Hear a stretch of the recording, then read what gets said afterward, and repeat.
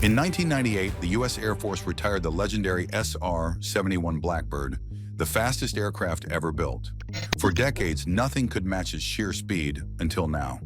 The SR-72 DARKSTAR, its hypersonic successor, has been confirmed as real, leaving rival nations like China and Russia scrambling to catch up. With cutting-edge technology and unmatched velocity, this aircraft will revolutionize aerial warfare. But what makes it so advanced? And how will it change the battlefield? Join us as we explore the DARKSTAR, the ultimate jet. Lockheed Martin, the genius behind the Blackbird, saw the SR-71's retirement not as a setback, but as a challenge, an opportunity to push the limits of speed beyond anything ever built. They envisioned an aircraft so fast that no missile could catch it, no enemy could stop it, and no airspace would be off limits. With stealth technology becoming easier to counter, why hide when you can outrun everything? Instead of vanishing from radar, this jet would make pursuit impossible, redefining the future of aerial dominance. Then in 2007, rumors began to swirl. Whispers of a new aircraft, one that could fly at an unthinkable speed of Mach 6, twice as fast as the Blackbird. A plane that could travel from New York to London in under an hour. A plane that wouldn't just evade enemy defenses, it would redefine what was possible in aerial warfare. This was the birth of the SR-72, a machine designed to rule the skies. But speed like this wasn't easy to achieve. Traditional engines had limits. Turbojets, like those used in most jets, worked best at lower speeds and struggled beyond Mach 2.2. Ramjets, which compressed air for fuel combustion, were efficient at Mach 3 but practically useless at slower speeds. The SR-71 had a clever workaround.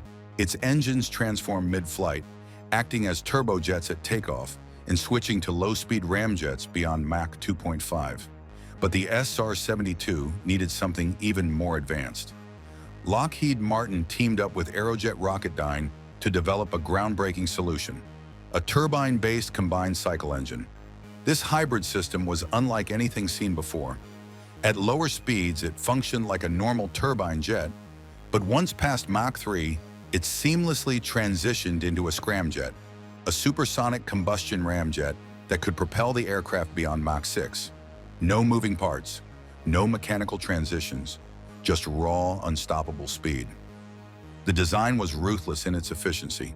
The turbine and scramjet engines shared a single air intake and nozzle, but each had separate airflow paths. This meant the SR-72 could take off like a normal aircraft, accelerate through transonic and supersonic speeds, and then ignite its scramjet to push into hypersonic territory, turning into a blur that no radar or missile could keep up with. The SR-72 wasn't just another aircraft. It was built to be unstoppable, a plane so fast that no defense system could counter it, a weapon designed to strike anywhere in the world in minutes. It wouldn't sneak past radar. It would appear for mere seconds before vanishing into the horizon, leaving enemies helpless. Lockheed Martin wasn't trying to improve on old technology. They were building something that redefined air warfare, a machine that pushed the boundaries of speed, endurance, and power. But flying at hypersonic speeds, Mach 5 and beyond, wasn't easy. At such extreme velocities, the air itself became a destructive force. Friction with the atmosphere created temperatures hot enough to melt ordinary metals. Traditional aircraft materials wouldn't survive. Engineers needed something stronger, something that could handle the intense heat and pressure without falling apart. The solution? A mix of advanced materials, high-performance carbon, ceramic composites, and heat-resistant metal alloys. These weren't new to aerospace technology. They had been used in the intercontinental ballistic missiles and the space shuttle, but now they would be used to create a jet that could cruise through the sky at over 4,000 miles per hour. Then in 2013, the world got its first real glimpse of the SR-72. Aviation Week and Space Technology published an article revealing Lockheed Martin's progress. The reaction was instant. Interest was so overwhelming that it crashed Aviation Week servers. People wanted to know, was the US really building the fastest aircraft in history? Lockheed Martin had ambitious plans. They announced a prototype, a scaled-down version of the SR-72, roughly the size of an F-22 Raptor.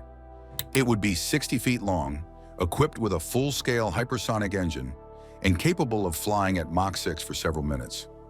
If all went well, it would take to the skies by 2018.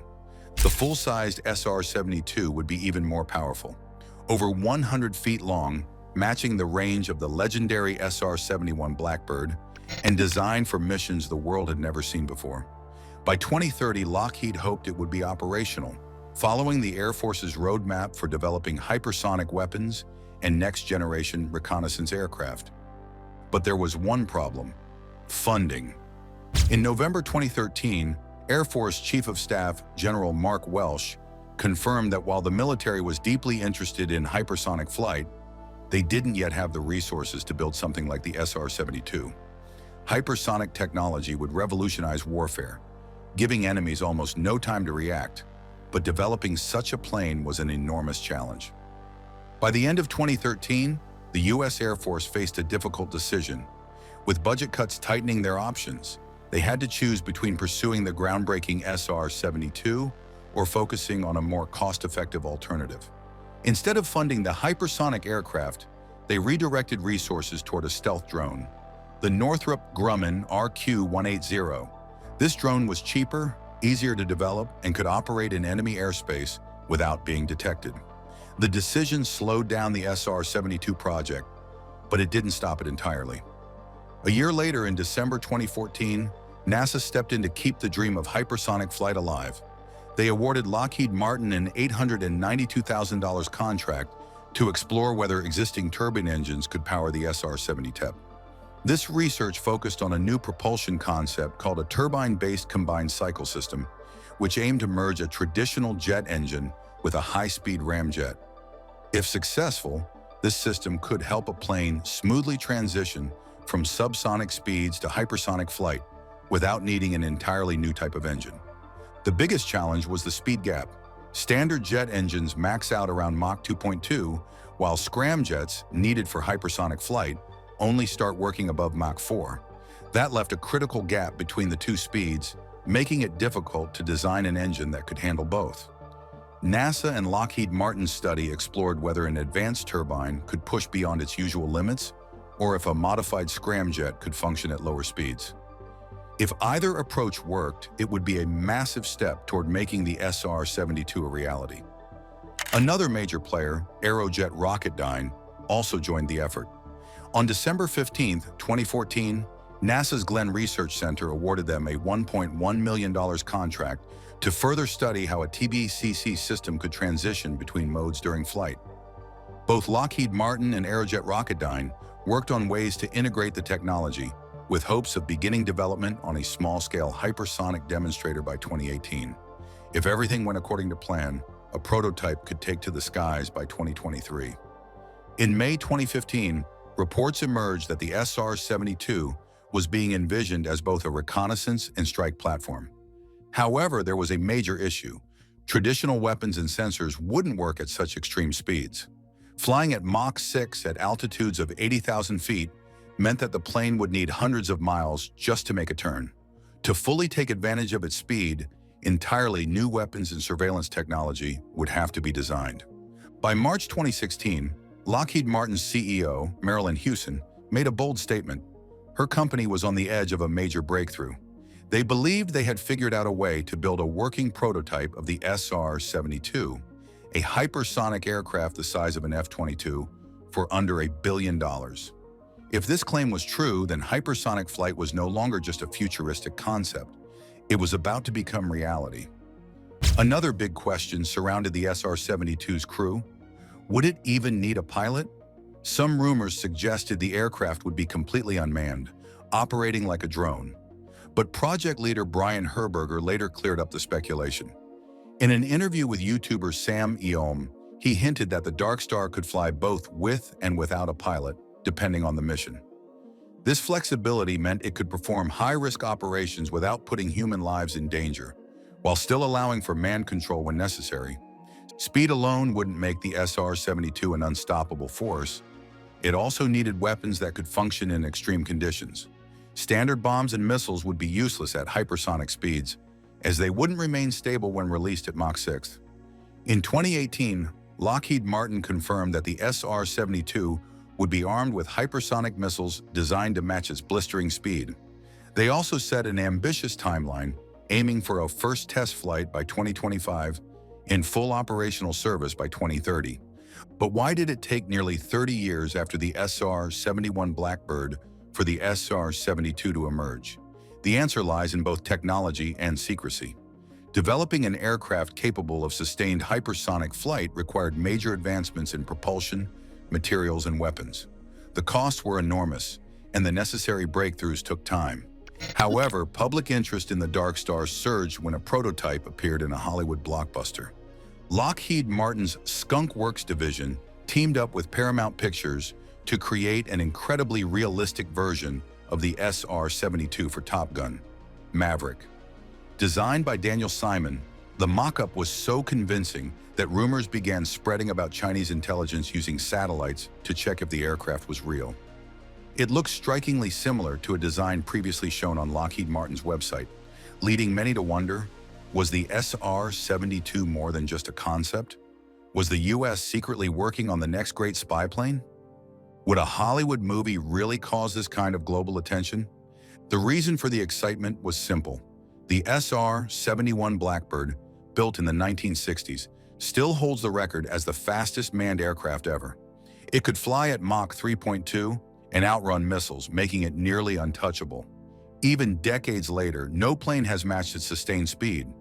The idea of a successor to such a legendary aircraft wasn't just exciting. It was a sign that military aviation was entering a new era. But how would the SR-72 DARKSTAR be different? The world has changed since the SR-72 ruled the skies. Radar and missile tracking have become far more advanced, making it harder for traditional spy planes to avoid detection. The US needed something faster, something that could operate beyond the reach of enemy defenses. The answer? Hypersonic technology. Hypersonic aircraft and missiles, those that travel at speeds above Mach 5, are already being developed by China and Russia. In modern warfare, speed is survival. The US couldn't afford to fall behind, which is why Lockheed Martin set out to create the SR-72. Unlike the Blackbird, which relied on its speed to escape threats, the DARKSTAR would move so fast that enemies wouldn't even have time to react. The SR-71 Blackbird was retired in 1998, not because it wasn't fast enough, but because technology had finally caught up with it.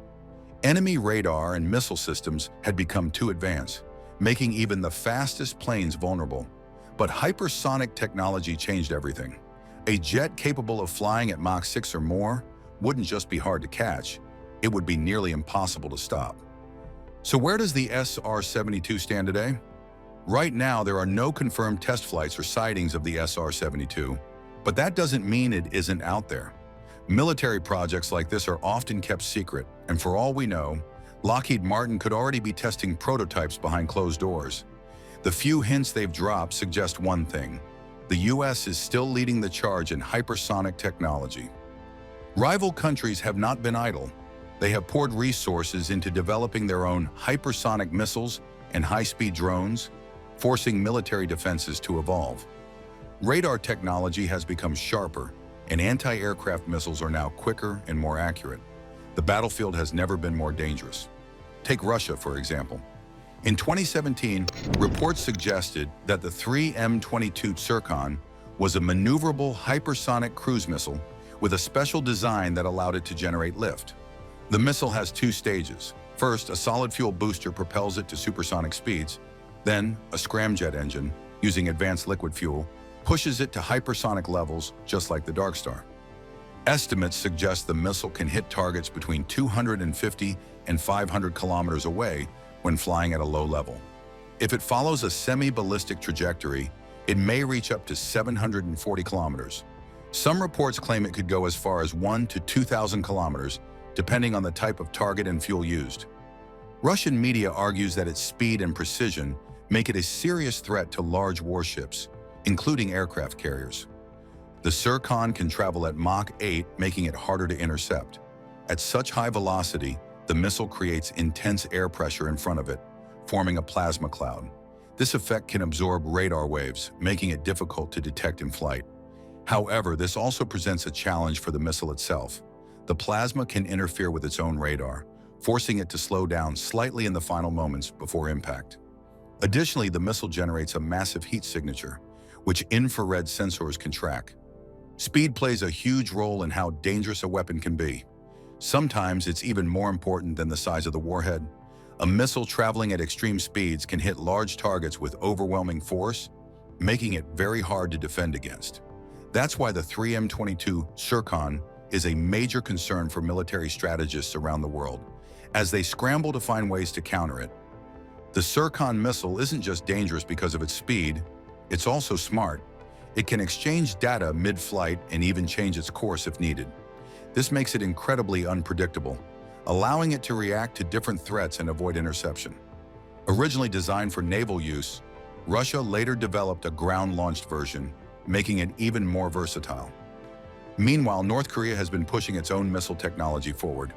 Their hypersonic missile is believed to be based on the Hwasong-14 or Hwasong-12, but with modifications to its fuel tanks and engine design. The missile carries a hypersonic glide vehicle, similar in shape to China's DFZF, allowing it to maneuver at extreme speeds. However, since North Korea hasn't released details about its flight path, experts are unsure how it performs in real-world conditions. One key advancement is the missile's ability to store fuel for long periods, meaning it can be launched quickly without needing last-minute fueling. This technique, known as ampullization, cuts down launch preparation time significantly.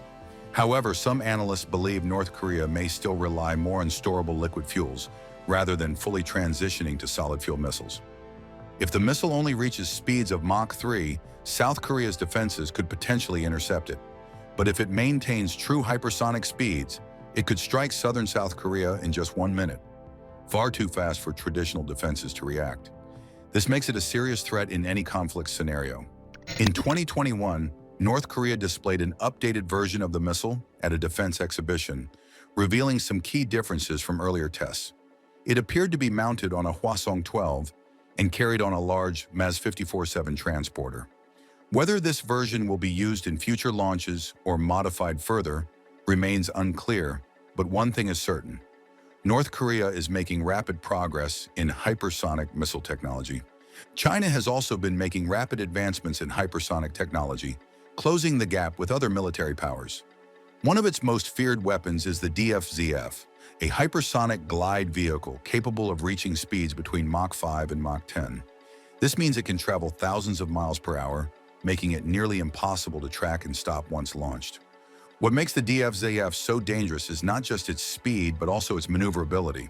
Unlike traditional ballistic missiles that follow a fixed path, the DFZF can change direction mid-flight, making it difficult for missile defense systems to intercept. It can be used to carry nuclear warheads, but it also has the capability to strike with precision using conventional explosives. This makes it a serious threat to high-value targets, including aircraft carriers and heavily defended military bases. One of its biggest advantages is how it re-enters the atmosphere.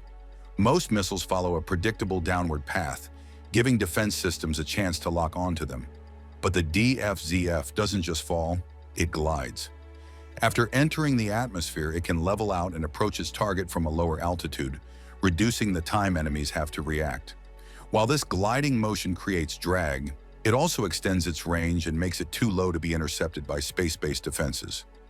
Right now, most missile defense systems are designed to stop traditional warheads, but hypersonic weapons like the DFZF are a different challenge.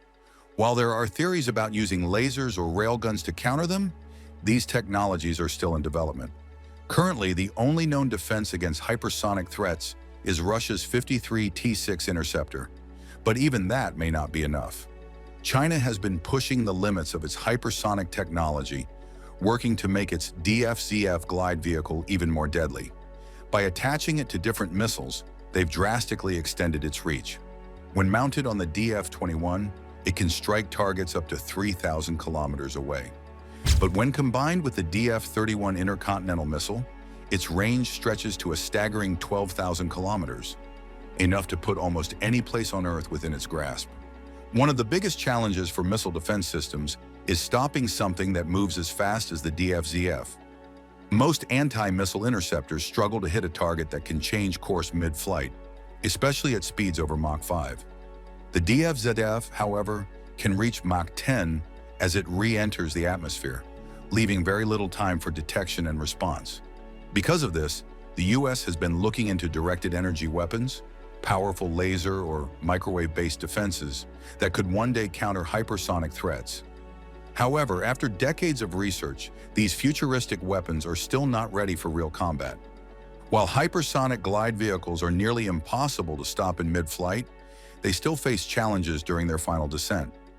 At extreme speeds, the intense pressure of re-entry limits their ability to maneuver.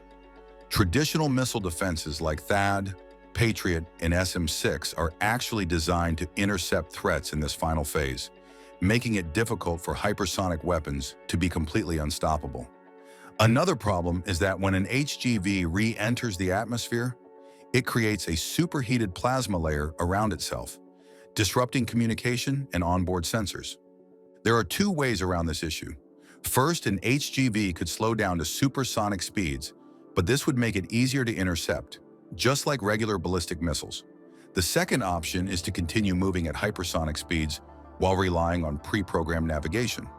The downside? This means it can't accurately target moving threats like aircraft carriers, exactly the kind of high-value targets worth spending millions on to destroy. This is why, for now, the DFZF is focused on hitting land-based targets, though China is rumored to be working on an anti-ship version. But if speed is the ultimate weapon, then the US may have an answer: the SR-72. Designed to fly at Mach 6, the SR-72 is built to outrun anything, giving enemies almost no time to react. At such speeds, it can travel thousands of kilometers in mere seconds, making it nearly invisible to traditional radar systems. Right now, only the US has the technology and strategy to operate such an aircraft, proving that when it comes to speed, they're still in the lead. Whether hypersonic weapons change warfare forever, or if new defenses rise to counter them, remains to be seen. But one thing is certain: the race for speed is far from over.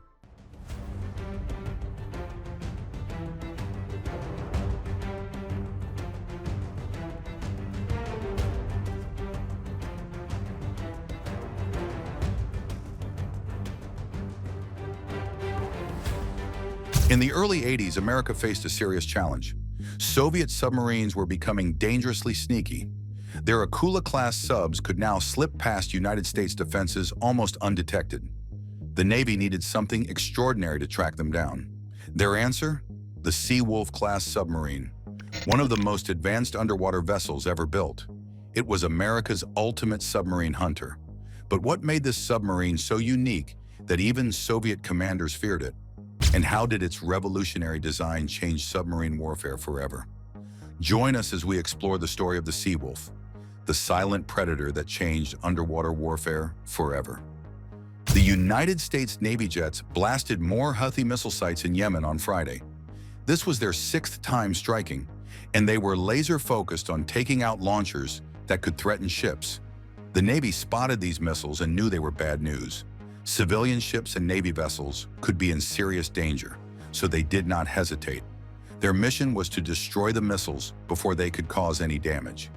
It was a clean, surgical strike designed to keep shipping lanes safe. These jets came in, did their job, and eliminated the threat. There was no messing around, just pure military precision, protecting international waters. The message was simple: anyone planning to attack ships in the area will have a problem with the United States Navy. Speaking off the record, a United States official shared the details of this latest mission. The Navy's FA-18 jets blasted their targets from the USS Eisenhower, striking deep in Houthi territory. In response, the Houthi-run TV claimed the airstrikes hit a neighborhood in Hodeidah, but that has not been confirmed yet. Despite this, the United States military launched more missile strikes against Houthi targets on Wednesday. These strikes in the Red Sea targeted 14 missiles seen as an immediate threat. Later that day, Houthi rebels attacked a United States-owned ship in the Gulf of Aden using a drone carrying a bomb. The drone caused a fire on the vessel, but the crew quickly put it out. The ship's captain reported that the crew were safe and continuing their journey. The attack ship was a bulk carrier called Genco Picardy, according to a Houthi military spokesman. This attack is part of the ongoing tension in the Middle East, which started after the Hamas attack on Israel in October and the subsequent war in Gaza. The Houthis warned that they would respond to the American and British attacks. Their military spokesman, Sari, said in a video that any new attack would be met with retaliation. The United States of America has put the Houthis back on its list of global terrorists, which they were removed from 3 years ago. This move is meant to cut off the group's access to money and financing. While the sanctions are severe, the United States stopped short of classifying them as a complete foreign terrorist organization. Let us look at how the United States became today's ruler of the seas, taking over from Britain, which held that title in the 19th century. The key to America's ocean dominance is in its submarines. These underwater vessels help them control the seas in ways other nations can't match. Take the Seawolf-class submarines, for example. In the early 1980s, the Navy needed something special to stay ahead of other navies. So they started designing these new submarines. And that's where the story begins. The Seawolf submarines were meant to replace their fleet's aging Los Angeles class.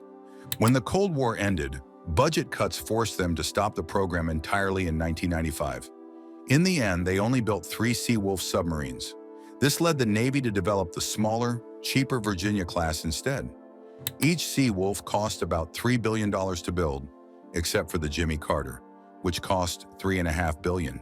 That made them the most expensive attack submarines in the Navy's history and the second most expensive submarines ever built. Only France's triumphant missile submarines cost more. The Seawolf submarines had a clear mission: to hunt down advanced Soviet subs like the Typhoon and Akula classes in the deep ocean. To handle the crushing pressure at greater depths, they needed something more potent than the usual submarine steel. So the Navy built their hulls with a tougher material called HY-100 steel, replacing the HY-80 steel used in older submarines. The Seawolf submarines outperform the older Los Angeles class in every way. They are bigger, faster, and quieter. They pack more punch with double the sub-launched weapons tubes and room for up to 50 Tomahawk cruise missiles that can hit targets on land or at sea. These subs also work well in shallow water, thanks to special gear for those tricky conditions. They have better ears than older submarines, with an advanced sonar system that uses 3 ways to detect threats: a large ball-shaped sensor in the front, sensors along the sides, and a sonar array that trails behind the sub. For power, each Seawolf has a single S-6W nuclear reactor that produces 45,000 horsepower. Instead of a regular propeller, they use a special pump jet that helps them stay quiet while moving through the water. Despite all these advantages, there was a problem. The problem was that the advanced features made the Seawolf incredibly expensive. Building 12 of them would have cost $33.6 billion. When the Cold War ended, the Navy decided 3 submarines were enough. The first Seawolf joined the fleet in 1997, and today all 3 submarines are still actively serving in the Navy. Despite being scaled back significantly from its original ambitions, these 3 submarines represent some of the most advanced underwater vessels ever built. The Seawolf submarines are nuclear-powered attack vessels that show their size in the numbers. On the surface, they weigh 8,600 tons. Underwater, that weight jumps to 9,138 tons, except for the Jimmy Carter, which is even heavier at 12,139 tons when fully loaded. Size-wise, these submarines stretch 353 feet long, about the length of a football field.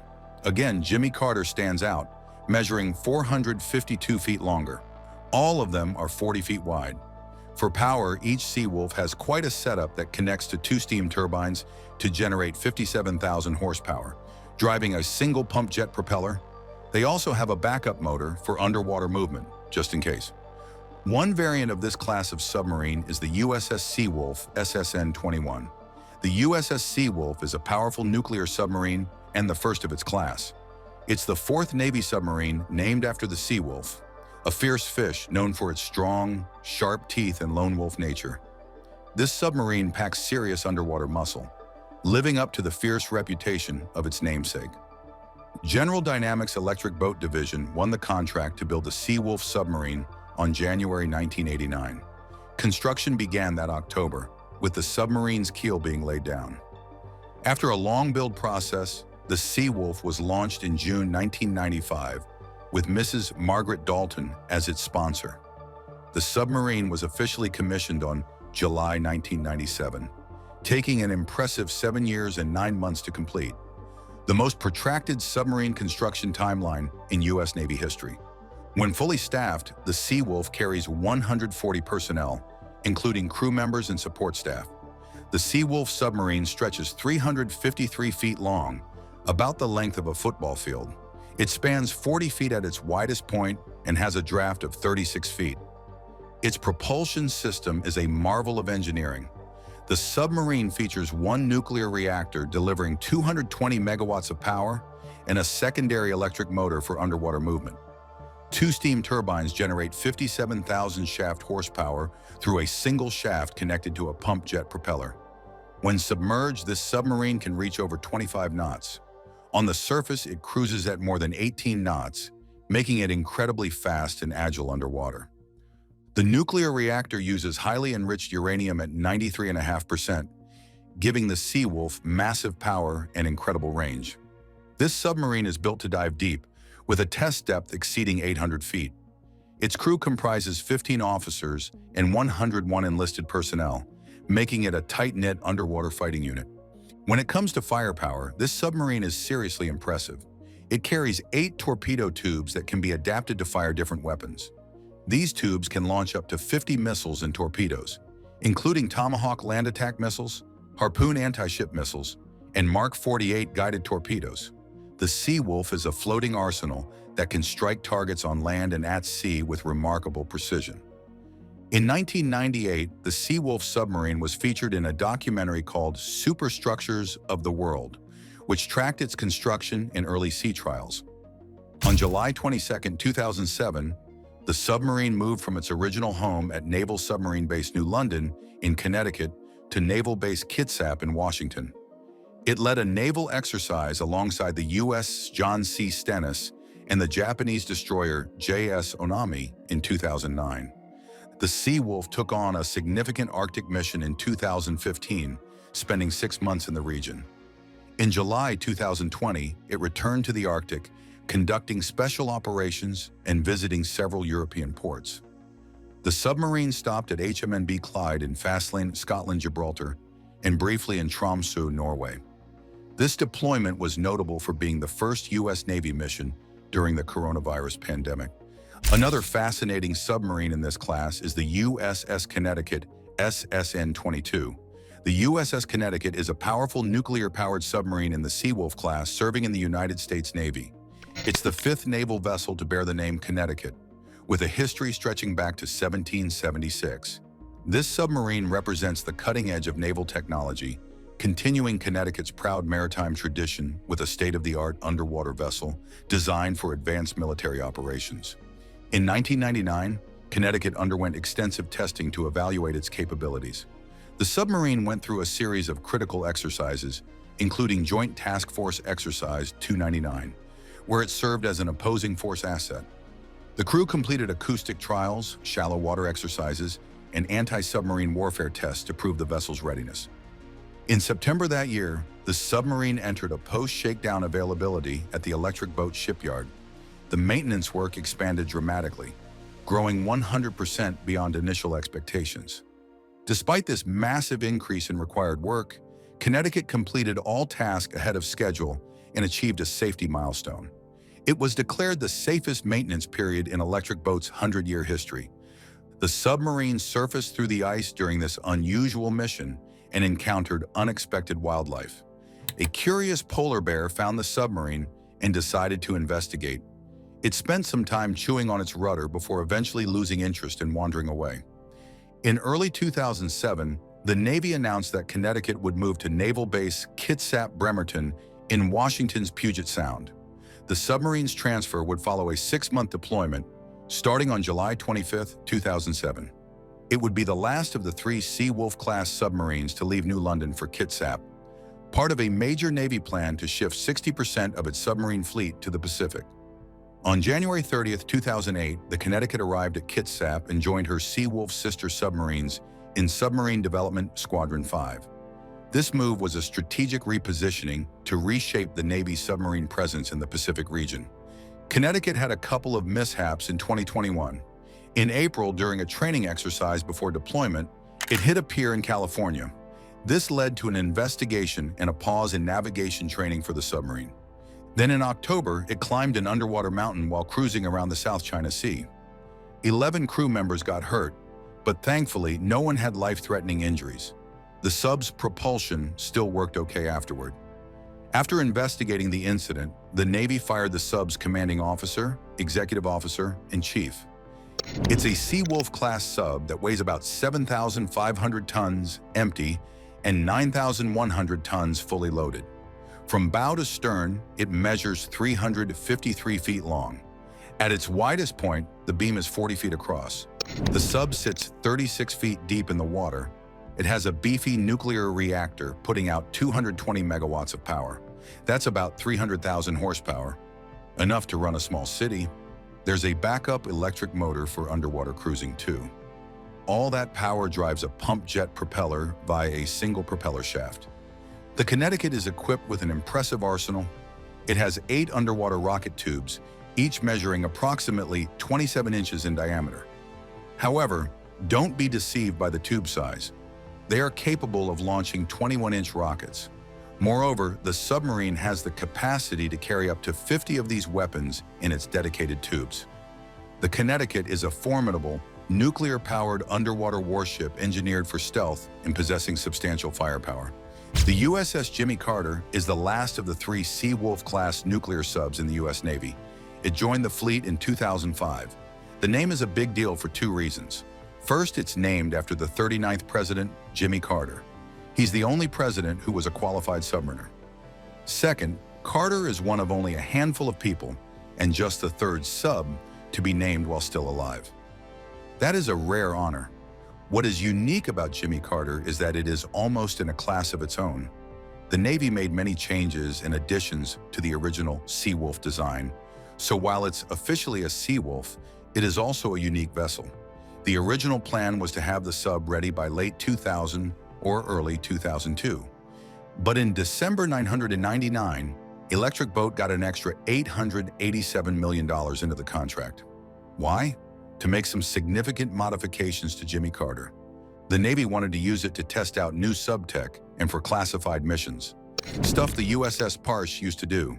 So they stretched the Jimmy Carter by a whopping 100 feet. This added a 2,500-ton middle section. It's called the Multi-Mission Platform, or MMP. The MMP is tricked out. It has a unique interface so divers and underwater drones can get in and out quickly. Plus, there is lots of storage for secret mission gear. Oh, and they added a reinforced passageway through the MMP so the crew can get between the front and back of the sub. Jimmy Carter hit the open water for the first time on November 19, 2004. They called it the Alpha Sea Trials. About a month later, on December 22nd, Electric Boat handed the sub over to the Navy. Then on February 19, 2005, Jimmy Carter was officially commissioned. This all went down at Naval Submarine Base, New London. Later that year, on October 14th, the Jimmy Carter set off from New London for its new home port, the Bangor Annex of Naval Base Kitsap in Washington State. But get this, the trip was cut short. A crazy high wave smacked the sub while cruising on the surface, causing some damage, so they had to circle back to New London. They patched her up and Jimmy Carter headed out again the next day.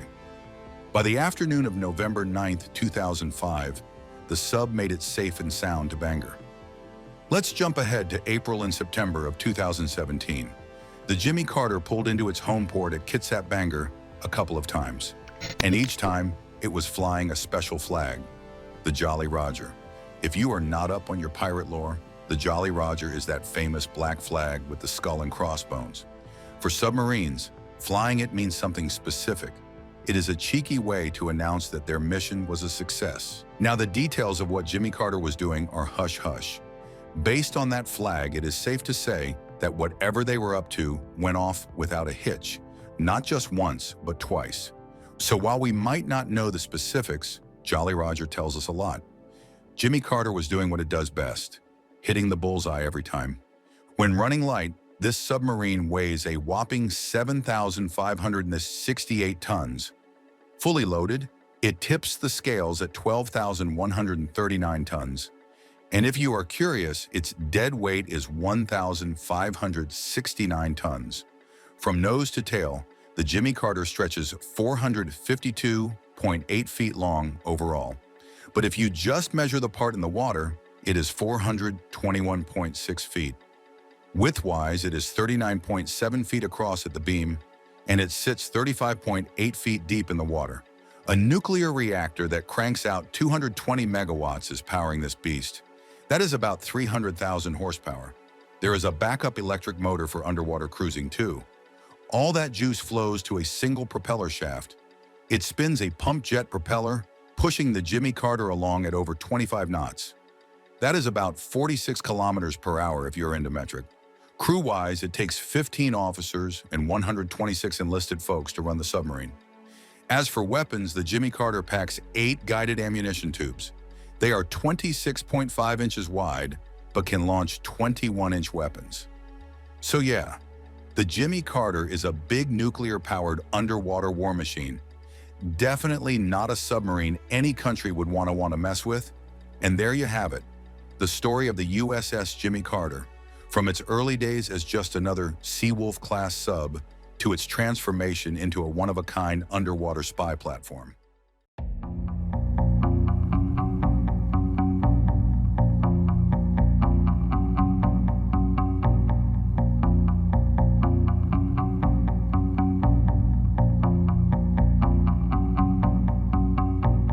The future of warfare is taking a bold leap forward, and it's all thanks to one incredible innovation: the anti-gravity kamikaze drones.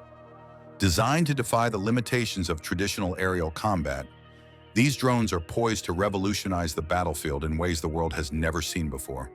With the United States leading the charge, these drones are set to become a game changer, capable of striking with speed and precision that traditional weaponry can't match. What makes anti-gravity kamikaze drones a game changer for the future of warfare? How will the United States leverage this innovative technology to outpace traditional combat strategies on the battlefield? Join us as we uncover how these drones operate and what makes them so deadly. Kamikaze drones are a new breed of weapon that can stay in the air and patrol an area until a target is detected. Unlike traditional drones, which focus on surveillance, these weapons carry warheads that are designed to crash into and destroy their targets. By loitering in the vicinity, they provide military forces with a faster response time, ensuring that high-value jets don't need to get close to dangerous zones.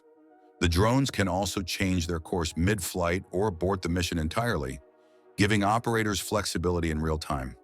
Once launched, an unmanned combat aerial vehicle works differently. It's built to fly out, drop weapons, and return home for another day. Unlike cruise missiles, they can circle an area for hours, feeding their handler with live information. This capacity provides a great advantage.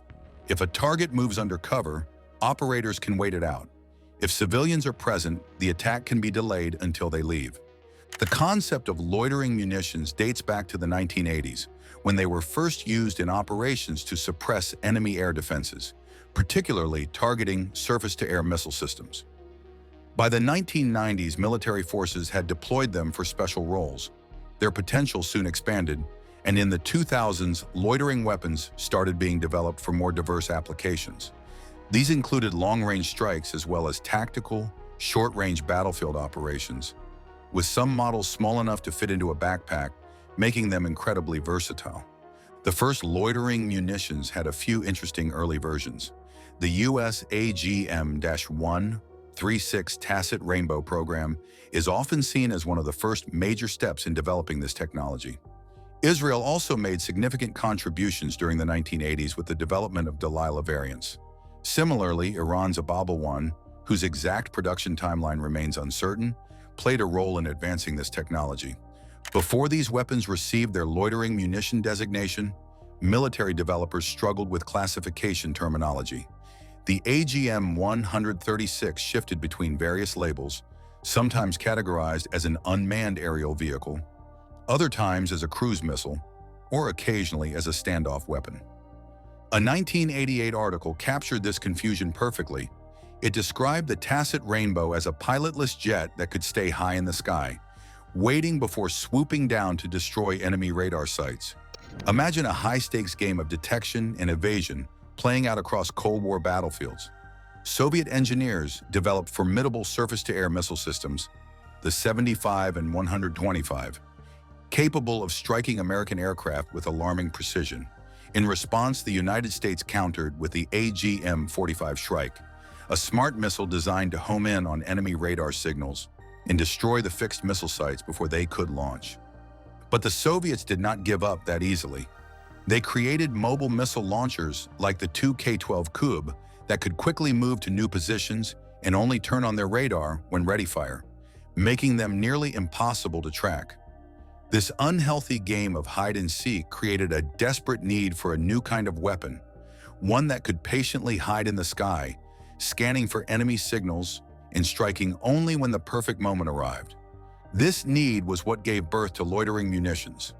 One of the most important moments in how these weapons evolved came during Israel's 1982 Operation Mole Cricket 19. In this operation, Israel used a mix of unmanned aerial vehicles, air-launched decoys, and other tactics to trick and overwhelm enemy surface-to-air missiles. These strategies were designed to force the enemy to turn on their radar systems, which were then targeted by anti-radiation missiles. The success of this operation showed the United States how loitering munitions could play a key role in warfare by offering a way to counter the growing threats from advanced air defense systems. These drones come in all shapes and sizes. Some are simple, just regular drones with bombs attached. Others are fancy purpose-built machines.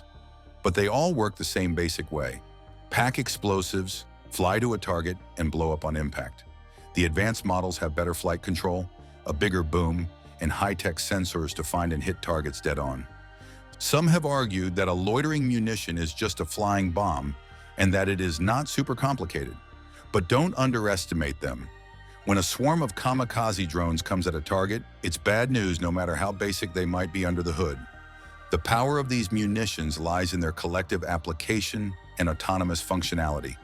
When multiple units operate in concert, they create battlefield effects that far exceed the sum of their basic components, demonstrating how even technologically straightforward platforms can deliver significant strategic advantages when properly deployed. While some are remotely piloted by human operators, others like the IA-HAROP can operate autonomously.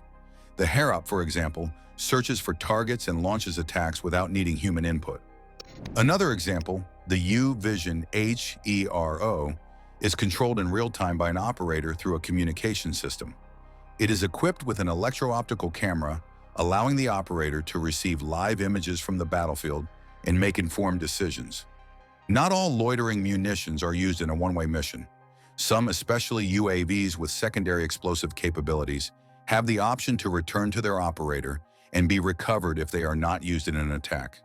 This feature gives the operator more flexibility, as they can avoid wasting valuable resources if the mission is called off or the target is no longer a threat. These systems can be especially useful in situations where the target changes or new intelligence is received during the mission. However, not all loitering munitions offer this recovery option. Systems like the Delilah are designed to be expendable, meaning they self-destruct if the mission is aborted or the target is not engaged. These munitions are built for missions where a direct strike is expected, and any deviation from that course destroys the drone. This ensures that the weapon is not wasted, but it also means that there is no option for the operator to reuse the device if the mission changes. Since the spring of 2022, Russia has been deploying Zala Lancet drones in Ukraine, targeting enemy artillery with deadly precision. In response, Ukrainian forces have adapted by building protective cages around their artillery pieces, using materials like chain-link fences, wire mesh, and even wooden logs. These makeshift defenses are designed to disrupt the Lancet drones, with reports suggesting that such efforts have saved Ukrainian equipment. Ukraine's drone sniping tactics are just one part of the ongoing battle for air superiority. While they are busy taking potshots at Russian drones, the Russians are fighting back with electronic warfare. The Stupor anti-drone rifle is a key weapon in Russia's arsenal. It blasts out an electromagnetic pulse that scrambles a drone's GPS, leaving it lost and confused. No fancy navigation, no problem. And the Russians have been putting their electronic warfare units to good use. By spring 2022, they were knocking out or shooting down a whopping 90% of Ukraine's drones. That's some serious drone destruction. How do they do it? By jamming GPS signals and radio communications? It's like kicking the drone's eyes and ears out all at once. So while Ukraine's playing the sniper game, Russia's going high-tech with gadgets and electronic wizardry. It is a full-on duel for drone domination. Both sides have increasingly turned to electronic warfare as a countermeasure against FPV drones. Ukraine has equipped its trenches and vehicles with jammers, while Russia has developed portable jammers small enough to be carried by soldiers in backpacks. As of June 2023, Ukrainian forces were reportedly losing anywhere from 5,000 to 10,000 drones a month. That works out to around 160 drones every single day. Losing that many drones drives home how hard it is for Ukraine to keep control of their drone operations during this war. In response to these challenges, Russia has developed wire-guided FPV drones, a shift designed to make them immune to jamming. These drones, using fiber optic cables for guidance, ensure a stable link between the operator and the drone, even in areas where radio contact is weak. This technology provides faster and clearer updates from the drone while keeping the operators and drones' locations hidden from enemy signals. However, these wire-guided drones come with trade-offs, including reduced range, payload, and maneuverability compared to their wireless counterparts. To counter this, Ukraine has turned to autonomous drones capable of continuing their mission even when jammed, as seen in March 24, when a Ukrainian FPV drone, despite losing operator control, successfully hit its target. Big news hit on the 21st of March, 2024. Someone got a video of the Russian sub-Tula decked out in slat armor. It looked like they put that on to protect against drone attacks. This was huge. It was the first time anyone had seen an ocean-going Navy ship fitted with this kind of defense against drones. Navies are starting to realize they need new ways to defend against the threat of drones and robot weapons. The Tula's slat armor is a big sign of that. It showed that militaries are adapting, coming up with new armor and defenses as drones become a bigger deal in war. When comparing cruise missiles, loitering munitions, and unmanned combat aerial vehicles, several important distinctions become apparent in their design philosophy and operational capabilities. Cruise missiles are designed as expendable, one-time use weapons. They feature built-in warheads and typically execute a stealthy final approach to their targets. Their operational profile doesn't include loitering capabilities, as they are optimized for direct flight paths to predetermined targets. These systems generally have limited sensor suites for target acquisition and minimal in-flight control options once launched. Their design prioritizes longer range and higher speeds, making them ideal for striking distant fixed targets with precision. Loitering munitions, in contrast, while also expendable and single use, introduce the critical capability of loitering over potential target areas. Like cruise missiles, they contain built-in warheads and typically employ stealthy terminal approaches. However, they differ significantly in their comprehensive sensor packages that enable active target acquisition and their extensive in-flight control capabilities. These systems operate at lower speeds but compensate with the ability to patrol an area while searching for targets of opportunity. Unmanned combat aerial vehicles are a whole different ballgame. They are not like the kamikaze drones that just fly one-way missions and blow up. They are meant to be reused, flying out and back again. They don't have built-in bombs. Instead, they carry weapons that they can drop when needed. They are not as sneaky when they approach targets compared to the drones specifically designed for strikes. Where they shine is how long they can hang around an area, the high-tech sensors they have, and how much control operators have over them during flight. They can't fly as far as one-way drones since they have to come back home, but they make up for it by being able to stay in the air a lot longer. So while kamikaze drones are all about flying far and blowing up, UCAVs are more like the workhorses. They can loiter, spy, and drop bombs, all while being controlled by someone far away. It's a different approach, but one that's useful for certain missions. The Block 4 Tomahawk cruise missile is a great example of what these missiles can do. It can fly 1,600 kilometers at a speed of 880 kilometers per hour. That's pretty fast for a missile. Not supersonic, but not slow. It's powered by a turbofan engine that pushes with a force of 3.1 kilonewtons. That engine keeps it in the air for around 2 hours. This missile is not lightweight. When it's fully loaded, it weighs 1,588 kilograms. And a big chunk of that, 450 kilograms, is the warhead. That's the boom at the end. Size-wise, it's 6.25 meters long. The wingspan isn't huge, just 2.67 meters. That's because it's built for speed, not for hanging around in the air for a long time. The IAI Harop is a good example of a loitering munition. It can fly 1,000 kilometers, but it's not as fast as the Tomahawk. It tops out at 190 kilometers per hour. But here's the thing, it can stay in the air for 6 hours, triple what the Tomahawk can do. That's thanks to its Wankel engine, which puts out 37 horsepower. All that time in the air means it can hunt for targets. It's a lot lighter than the other two drones we looked at. Fully loaded, it weighs just 135 kilograms, and its warhead is 23 kilograms. So it's light, but it still packs a punch. Size-wise, it's 2.5 meters long with a 3-meter wingspan. That shape helps it fly efficiently, but also loiter around when it needs to. So while it can't fly as fast as the Tomahawk, the Harop makes up for it with longer flight time and good loitering ability. It's built to hang around, find a target, and then dive in for the kill. The MQ-1 Predator UCAV can fly 1,100 kilometers. It tops out at 217 kilometers per hour. The engine is a 115 horsepower Rotax 914F. It's a beast. Keeps the drone up for 24 hours straight. Fully loaded, this thing weighs 1,020 kilograms. It can carry 204 kilograms of weapons. We're talking Hellfire missiles, Griffin missiles, serious hardware. The Predator is 8.2 meters long. The wings are 16.8 meters wide. That's what gives it all that airtime. Leaves room for plenty of sensors too. So yeah, the Predator goes far, goes fast, and hits hard.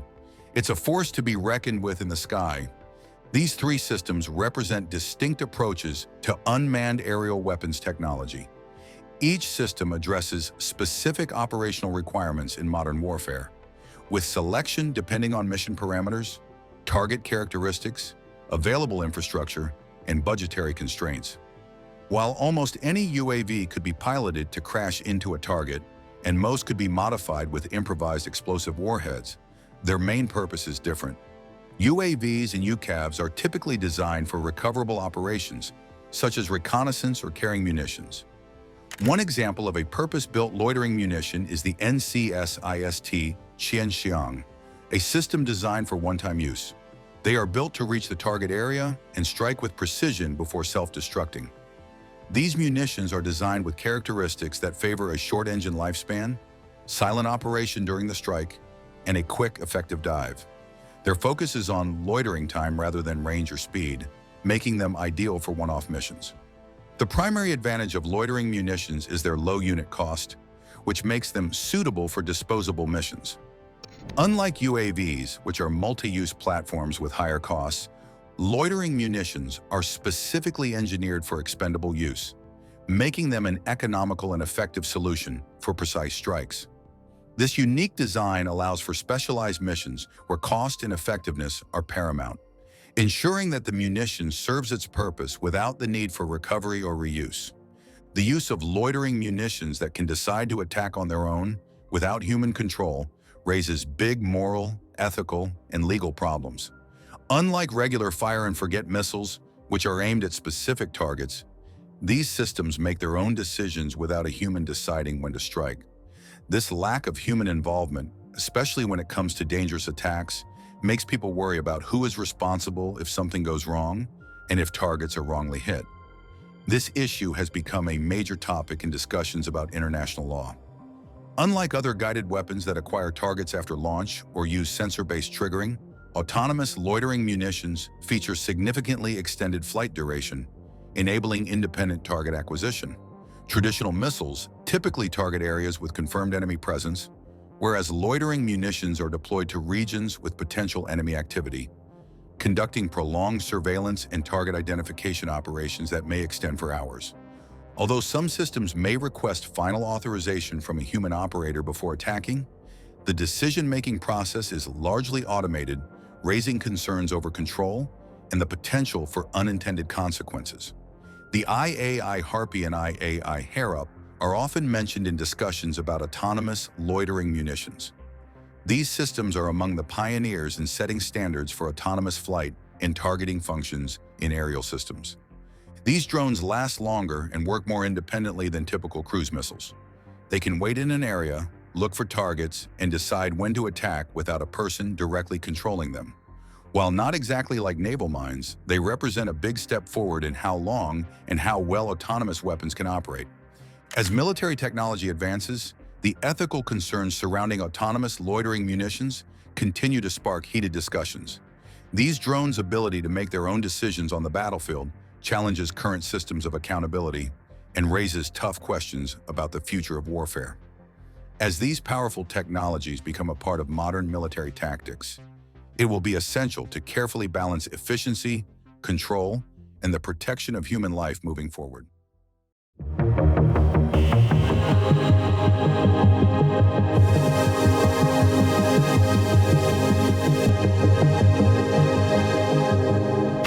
Modern warfare has changed, and battles aren't about facing enemies head-on. They are about being smarter and faster. The United States has created a new kind of aircraft that fits this reality. It can dominate the skies and attack before anyone spots it. What secret upgrades make the F-22 Raptor a nightmare for enemy defenses? How is this airborne predator setting new rules in modern warfare, forcing rivals like Iran and Russia to rethink their strategies? Join us as we uncover the mind-blowing capabilities of the mighty F-22, which has become a threat to Iran and Russia. With Russia and Iran sharpening their military arsenals, the arrival of the next-generation F-22 Raptor sends a clear message. The United States is not playing games. More than just an upgrade, it represents a revolution in air power. Soaring through the stratosphere at $150 million per aircraft, this fifth-generation fighter stands as a testament to American aerospace innovation, combining unprecedented maneuverability with advanced sensor fusion and supersonic capabilities. While most aircraft must choose between speed and stealth, the F-22 excels at both, capable of maintaining 1.8 Mach without afterburners, while remaining virtually invisible to enemy radar. Developed during the twilight of the Cold War and entering service in 2005, the Raptor has redefined air superiority for the modern era. Its integrated avionics system processes over 10 million lines of code, allowing it to track and engage multiple threats simultaneously while maintaining its stealth profile. The ability to operate undetected deep in enemy territory has forced potential adversaries to invest billions in developing new detection systems and countermeasures, often with limited success. When the F-22 Raptor took off for the first time in 1997, it marked a new era in fighter jet design. What started as a test aircraft went through several name changes before becoming the combat-ready F-22A in the late 2005. The Air Force dreamed big. They wanted enough Raptors to replace their entire fleet of F-15 Eagles. But those dreams shrank fast. The original order of 750 jets dropped to 381, then fell again to just 195 planes. By 2009, authorities led the plug on the program.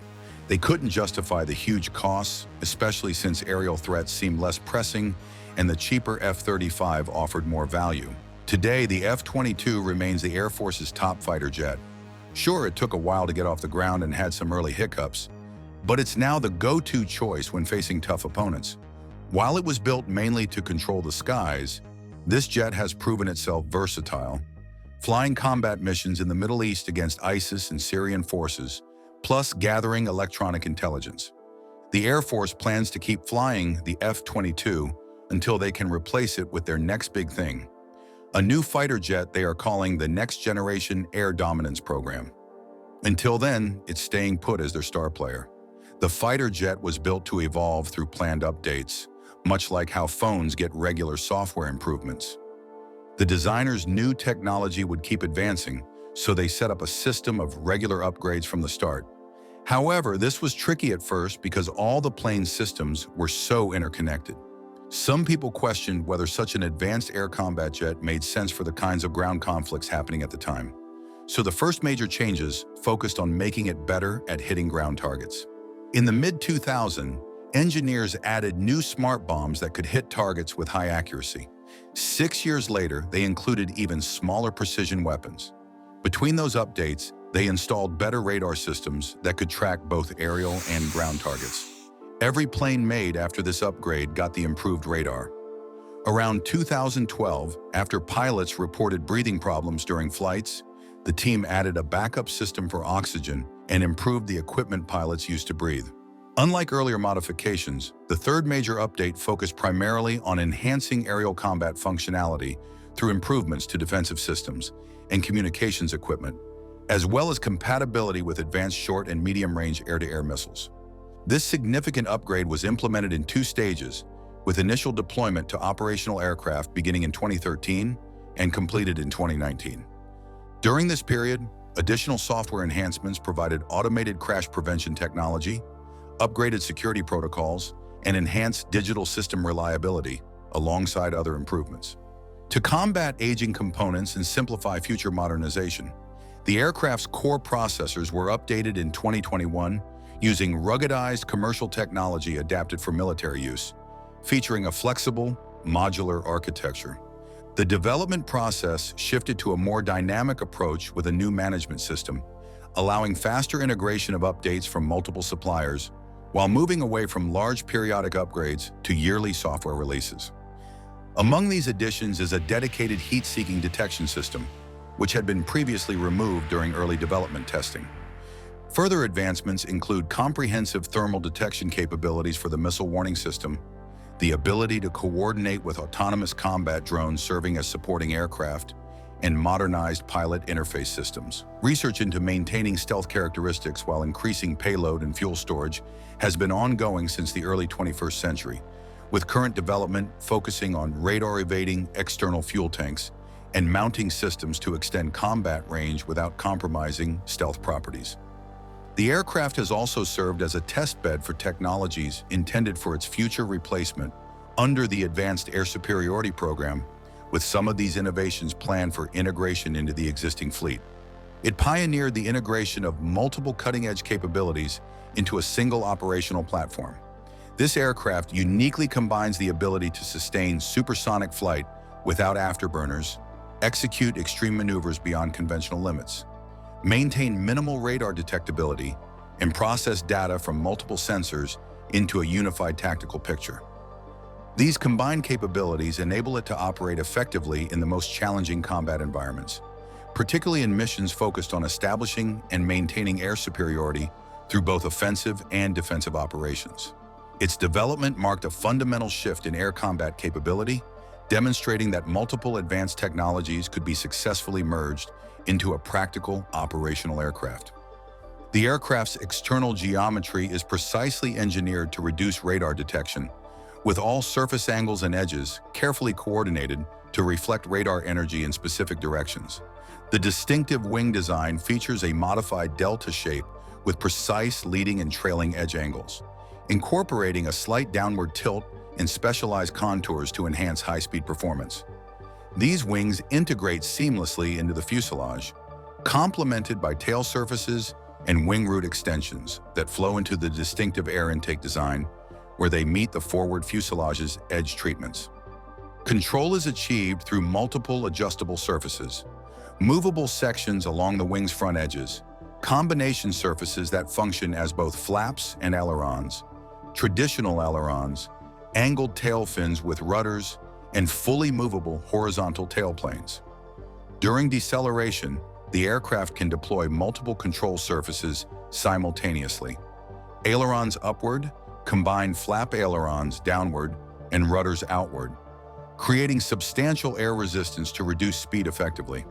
The aircraft's shape is meticulously crafted to optimize supersonic flight, with most of its internal volume positioned forward of where the wings end, significantly reducing air resistance at high speeds. The horizontal tail surfaces are mounted on extended structures behind the engine exhausts. To maintain its low radar signature, all weapons are stored within internal bays. The design includes retractable landing gear with 3 wheels and an emergency arresting hook. Enhanced survival features include integrated fire control and fuel safety systems. The Raptor's power-to-mass ratio demonstrates remarkable engineering achievement. At typical combat weight, its engines generate nearly equal thrust to the aircraft's weight in standard power and can surge to 1.25 times that thrust with afterburners engaged. Its innovative air intake design features precisely angled inlets mounted high on the fuselage, employing advanced aerodynamics to manage airflow disturbance and create specialized shock patterns that maximize engine performance at high speeds. The aircraft's raw performance figures are striking. Without external stores, it can sustain nearly twice the speed of sound using just military power, a feat few other aircraft can match. With afterburners engaged, it pushes beyond that barrier. When loaded with its standard internal fuel load of over 8,000 kilograms and equipped with 2 additional external tanks, providing another 3,600 kilograms, the Raptor can traverse intercontinental distances exceeding 2,900 kilometers. This extraordinary range is further extended by its integrated aerial refueling capability, with a receiver tucked into its spine, while an auxiliary power unit nestled within the left wing root ensures self-sufficiency at remote bases.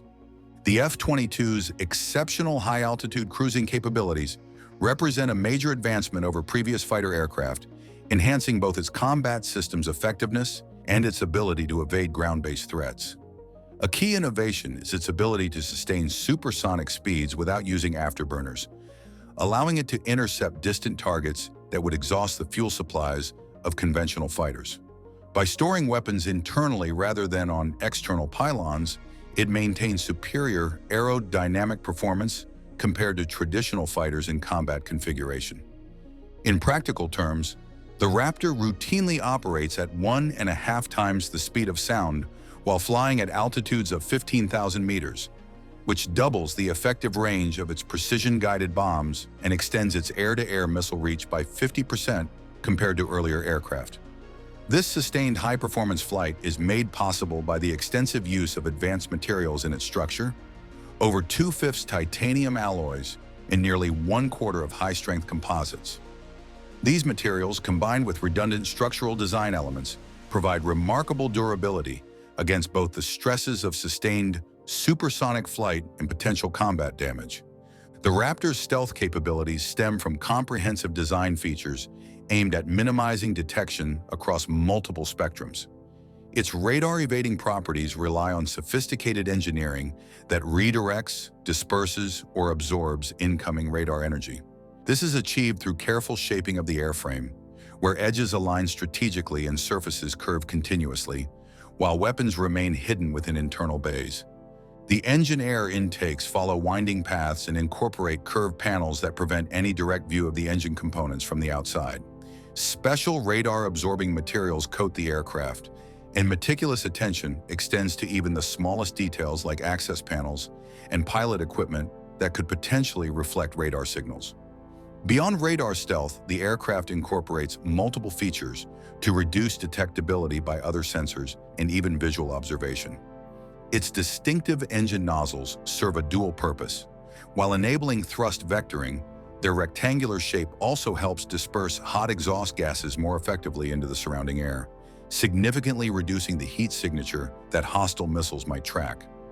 The aircraft mixes advanced coatings and cooling systems to manage the intense heat generated during supersonic flight, further diminishing its infrared footprint. This practical approach allows routine maintenance and repairs to be performed in standard facilities without specialized climate control. The aircraft features an integrated system that monitors its stealth capabilities, alerting maintenance crews when the radar deflecting properties need attention.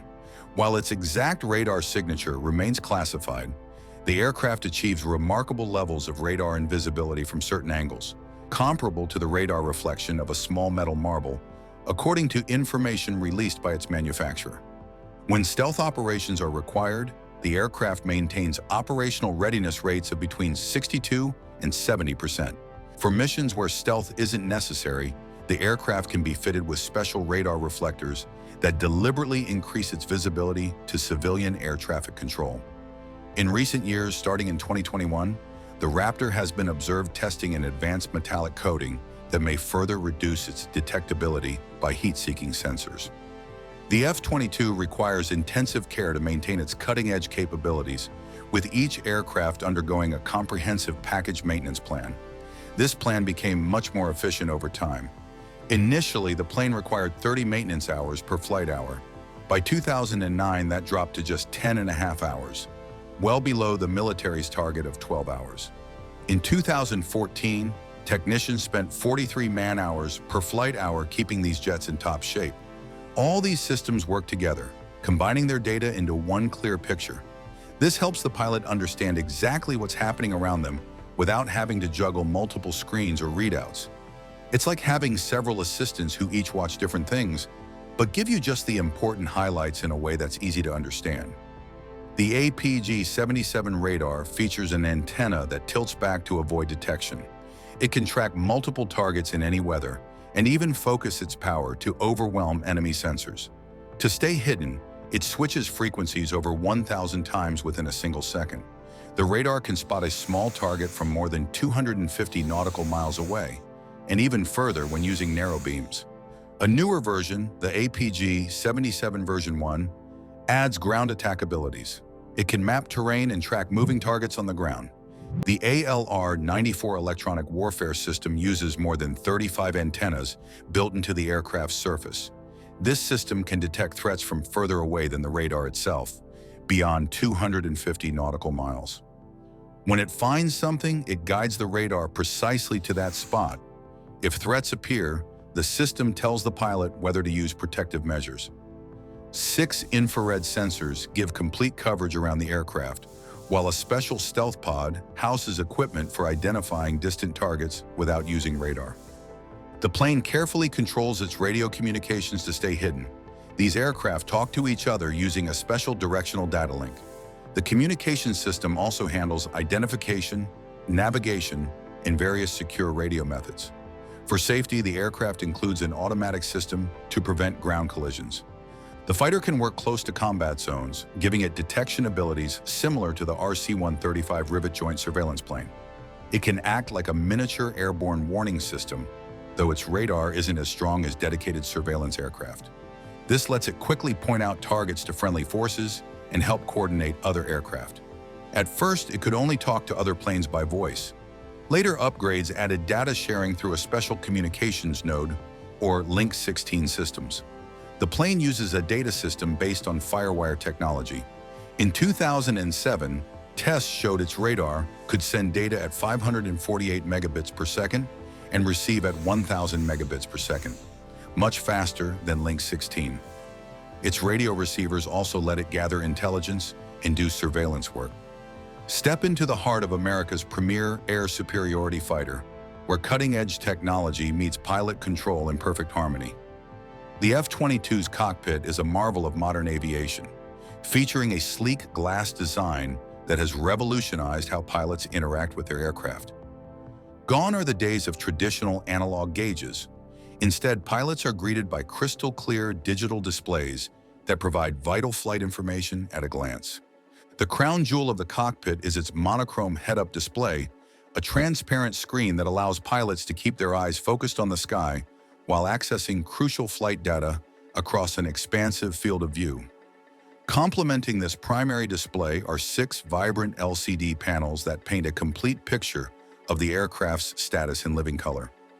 The cockpit's controls have been refined to near perfection, centered around an intuitive force-sensitive side-stick controller and dual throttles that respond to the pilot's slightest touch. Interestingly, while the Air Force initially dreamed of incorporating voice-controlled systems, they ultimately decided to stick with proven technology rather than risk implementing an untested solution. Protected by a massive canopy measuring 12 feet in length, nearly 4 feet in width, and just over 2 feet in height, the pilot's office weighs in at 360 pounds. This canopy underwent a complete redesign when the original version fell short of durability expectations, lasting only 331 hours compared to the required 800 hours of service life. The ACES-2 ejection seat, a trusted guardian that's become standard across the Air Force fleet, anchors the F-22's pilot safety system. The aircraft boasts a sophisticated life support system that functions like a miniature spacecraft environment. During the stratospheric flight, the onboard oxygen generation system creates a controlled atmosphere, working seamlessly with a high-tech breathing regulator that precisely controls oxygen flow to the mask. This system also manages pressure in the specialized flight suit, maintaining pilot consciousness during high-G maneuvers. The pilot garments, developed under the Advanced Technology Anti-G Suit project, offer comprehensive protection against chemical attacks, cold water immersion scenarios, and the physiological demands of high-altitude flight. These advanced garments regulate temperature while withstanding the extreme forces encountered during aerial combat. Following oxygen-related incidents, engineers enhanced the system with an automatic backup oxygen supply and redesigned the flight vest valve, prioritizing safety. Adding to the aircraft's combat readiness, the ejection seat incorporates a modified M4 carbine, designated the GAU-5/A, ensuring survival capability even after aircraft evacuation. The F-22 features a sophisticated internal weapons configuration centered around 3 specialized weapons bays. The primary bay, which splits along the center line, occupies the lower fuselage, while 2 smaller bays are positioned behind the engine inlets on each side. Behind these side bays lie dedicated compartments for defensive countermeasures like flares. The main weapons bay houses 6 LAU-142, a launchers designed for beyond visual range missiles, while each side bay contains an LAU-141A launcher for close-range engagements. The aircraft's primary arsenal includes the AIM-120 AMRAAM and AIM-9 Sidewinder missiles. The F-22 Raptor is a pinnacle of aerial warfare technology that is redefining warfare through its unprecedented combination of stealth, speed, and combat capability. This aircraft transcends its role as a tactical platform, embodying decades of aerospace innovation and strategic deterrence. It has compelled major military powers to substantially invest in defensive capabilities through continuous modernization, incorporating enhanced radar systems and advanced combat technologies.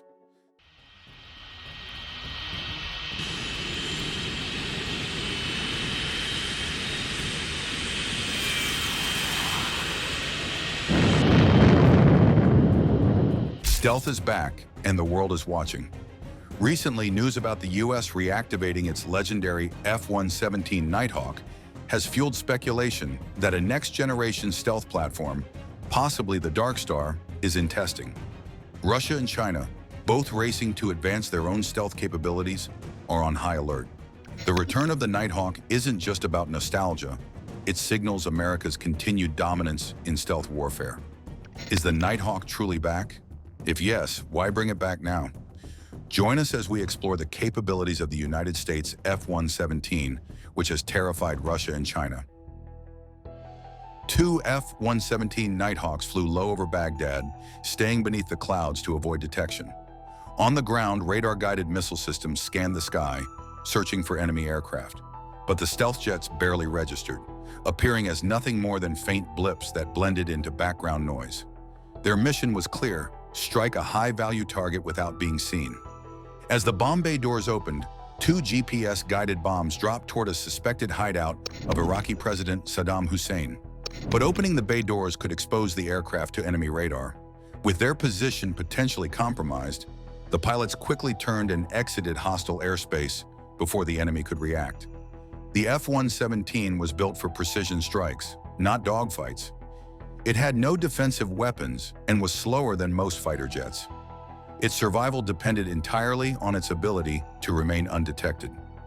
During the Gulf War, the F-117 successfully struck 1,600 high-value targets without a single aircraft lost. The F-117's development was a gamble on radical technology. Engineers at Lockheed's Skunk Works designed an unconventional aircraft based on stealth rather than aerodynamics. Its sharp-angled, faceted shape, called the Hopeless Diamond, was meant to scatter radar waves, making it nearly invisible. But experts doubted it could fly.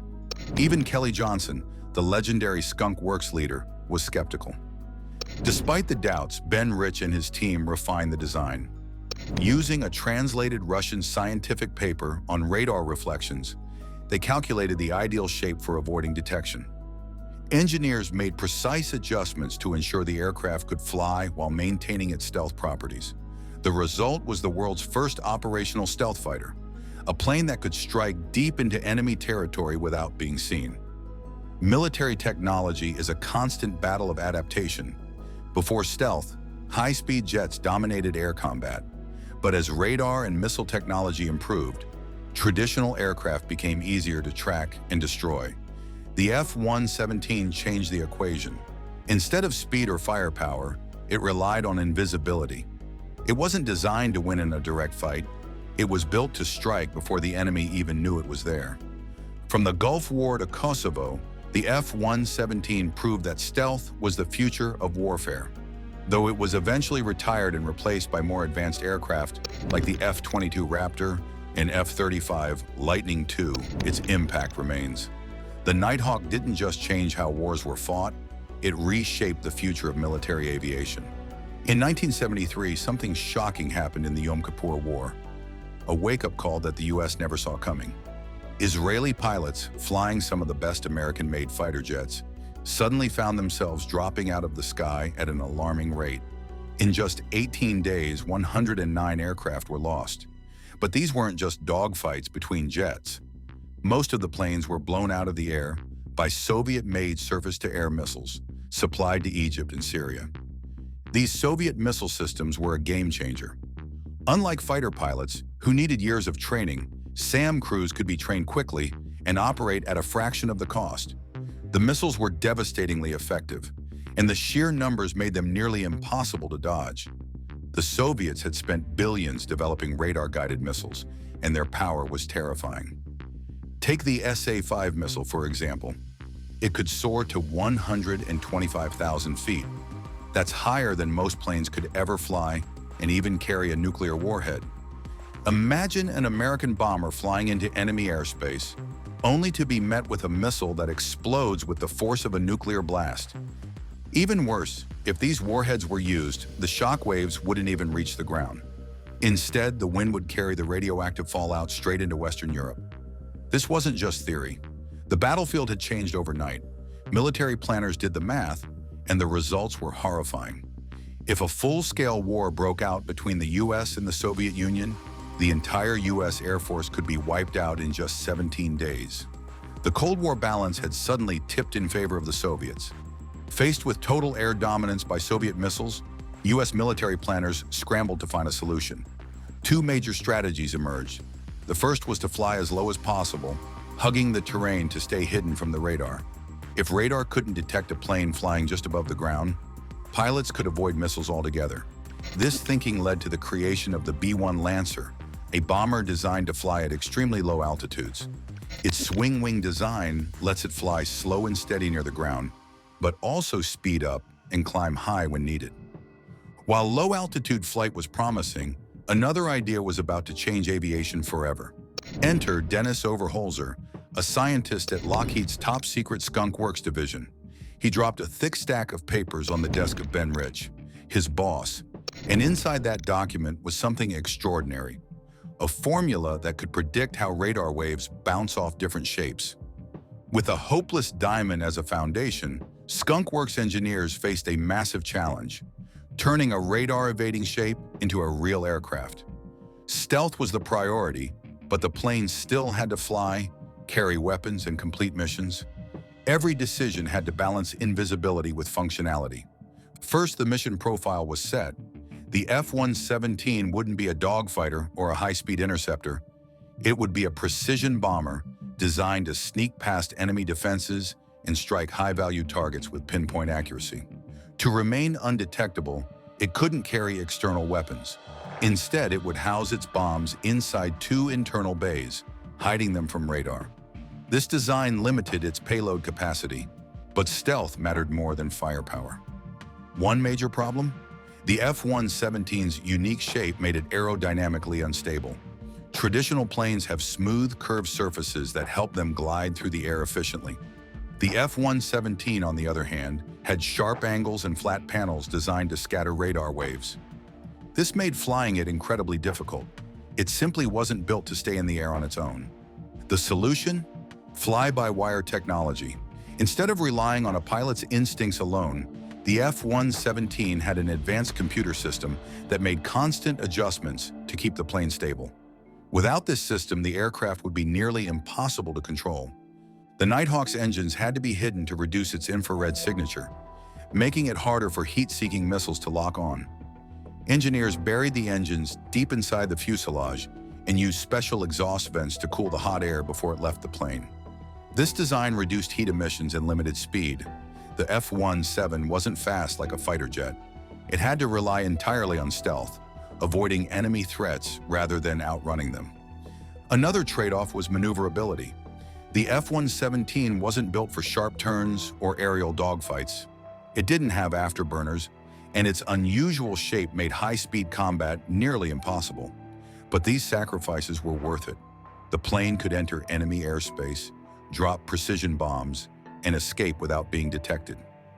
After years of secret development, the F-117 was finally ready for real-world missions. It made its combat debut in 1989 during Operation Just Cause in Panama. But its true moment of glory came in 1991 during the Gulf War. The Nighthawk led the first wave of airstrikes, slipping past Iraq's powerful air defenses and destroying key targets with laser-guided bombs. Despite flying deep into enemy territory, not a single F-117 was shot down. It proved that stealth technology could change the rules of warfare. You couldn't shoot what you couldn't see. The success of the F-117 paved the way for modern stealth aircraft like the F-22 Raptor and F-35 Lightning II. Though officially retired in 2008, the Nighthawk's legacy lives on. And now, with reports of it flying again, the question remains: is the U.S. testing something even more advanced? The F-117's main weapon was laser-guided bombs. Inside the nose, it had a moving turret with an infrared sensor that could zoom in and out. A second infrared sensor sat next to the front landing gear. Both sensors had lasers that could lock onto a target and guide bombs with extreme accuracy. The sensors worked with the plane's internal navigation system, switching between forward and downward views to track targets as the aircraft flew over them. However, these systems relied heavily on clear weather. Clouds could block the laser guidance. To solve this, the F-117 could also use GPS-guided bombs. Despite its advanced targeting system, the F-117 had no defensive weapons. It was completely unarmed against enemy aircraft, relying only on stealth to avoid detection. Because of this, it was designed as a subsonic plane, meaning it stayed below the speed of sound. A sonic boom would give away its position, not to radar, but to anyone nearby. Moving at high speeds also caused more friction, heating up the plane's surface, which could make it easier to detect with infrared-guided missiles. To keep the aircraft hidden, engineers chose not to use afterburners or complex engine inlets. Instead, they equipped it with General Electric J85 engines for the early test version and later upgraded to the F404 engine from the FA-18 Hornet. These engines were cost-effective, reliable, and easy to maintain. The engine air inlets were another unique feature. Normally, radar waves can bounce around inside an inlet, similar to how sound echoes inside a cave. The F-117's inlets were covered with a special radar reflecting grid to prevent this. This grid had tiny gaps, each just 1.5 centimeters wide. These gaps were small enough to block most radar waves from passing through. Any waves that did get through would hit radar-absorbing material inside the inlet, reducing the plane's radar signature. The entire aircraft was coated in RAM to absorb enemy radar signals. However, covering the inlets created a major challenge. It reduced the air pressure going into the engine. Normally, an engine inlet is designed to maximize airflow and maintain high pressure for peak performance. The mesh covering the F-117's inlets blocked some of that airflow, which reduced engine power. To fix this, engineers added secondary air intake doors that could open at lower power settings to increase airflow. These doors opened automatically when the plane flew below Mach 0.5 and gradually closed as it picked up speed. They also served as an access point for maintenance since the main intakes were covered. Another big issue was ice buildup. Aircraft flying at high altitudes can collect ice, which can block sensors and reduce performance. Small parts, like airspeed sensors, usually have built-in heaters and drains to prevent this. But the F-117's inlet grid was too large for standard heating elements. Instead, engineers installed an anti-icing system that sprayed a glycol-based de-icing fluid. A small wiper extended from below the inlet to spread the fluid and keep the grid clear, ensuring the engines got enough airflow. The next step was shaping the engine's exhaust outlet. The F-117 had a very unusual design because engineers wanted to reduce both its heat and radar signatures. To do this, they needed to cool the exhaust quickly and spread it out over a larger area to blend with the outside air faster. Instead of a simple round exhaust, the design transitioned into a long, flat rectangular shape with a 17:1 ratio. To further control the heat, the outlet was split into smaller channels. Below the exhaust, the fuselage extended outward at a slight upward angle, forming what was called the platypus tail. This special design spreads out the hot air, allowing it to mix with cooler air more effectively. On top of that, the extension was lined with heat-absorbing ceramic tiles that were constantly cooled by bypass air flowing around the engine. However, this unique exhaust system led to unexpected instability during the half-blue test flights. The thrust from the engines was directed slightly inward toward the plane's center line, but this angle wasn't always perfectly balanced. Depending on speed, engine power, and angle of attack, the thrust angles could differ by as much as 8 degrees, pushing the plane sideways. One major issue was something called side slip. This happens when the wind hitting the aircraft doesn't match the direction it's moving, something common during takeoff and landing, especially in crosswinds. The F-117's flight computer used an accelerometer to measure side slip, but the uneven thrust from the engines made the aircraft drift slightly. The computer thought this was a real side slip and tried to correct it, but in doing so, it actually created real side slip, making the situation worse. This started a feedback loop where the plane kept overcorrecting itself. To fix this, engineers introduced a more reliable way to measure side slip using a beta vane, a small device that detects airflow direction. In aviation, beta is the technical term for side slip, and this new system helped the flight computer make accurate adjustments. With the engine and exhaust system set, the next challenge was designing the wings. Engineers had to consider many factors, such as the wing's angle, shape, and size.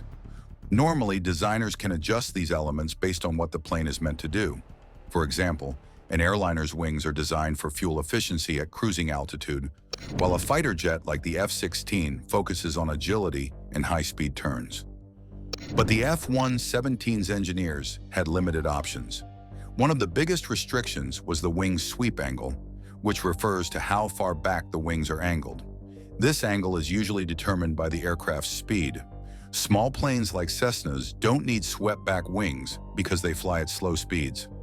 Airliners, on the other hand, have angled wings to reduce drag and fly faster before running into issues with shock waves caused by near-supersonic speeds. For the F-117, stealth was the top priority, meaning its wing shape had to fit into the overall stealth design, rather than be optimized for performance like a traditional fighter jet. The Boeing 787 has wings that sweep back at an angle of 32 degrees. Supersonic jets, like fighter planes, also have swept-back wings, but their angles depend on speed. The reason is to prevent shock waves from hitting the wings, which would create too much drag and reduce lift. For example, the F-16 has a sweep angle of 40 degrees, while even the super-fast SR-71 Blackbird only has a 53-degree sweep. The experimental half-blue aircraft had an extreme sweep of 72 degrees. The F-117 Nighthawk, however, wasn't designed for speed.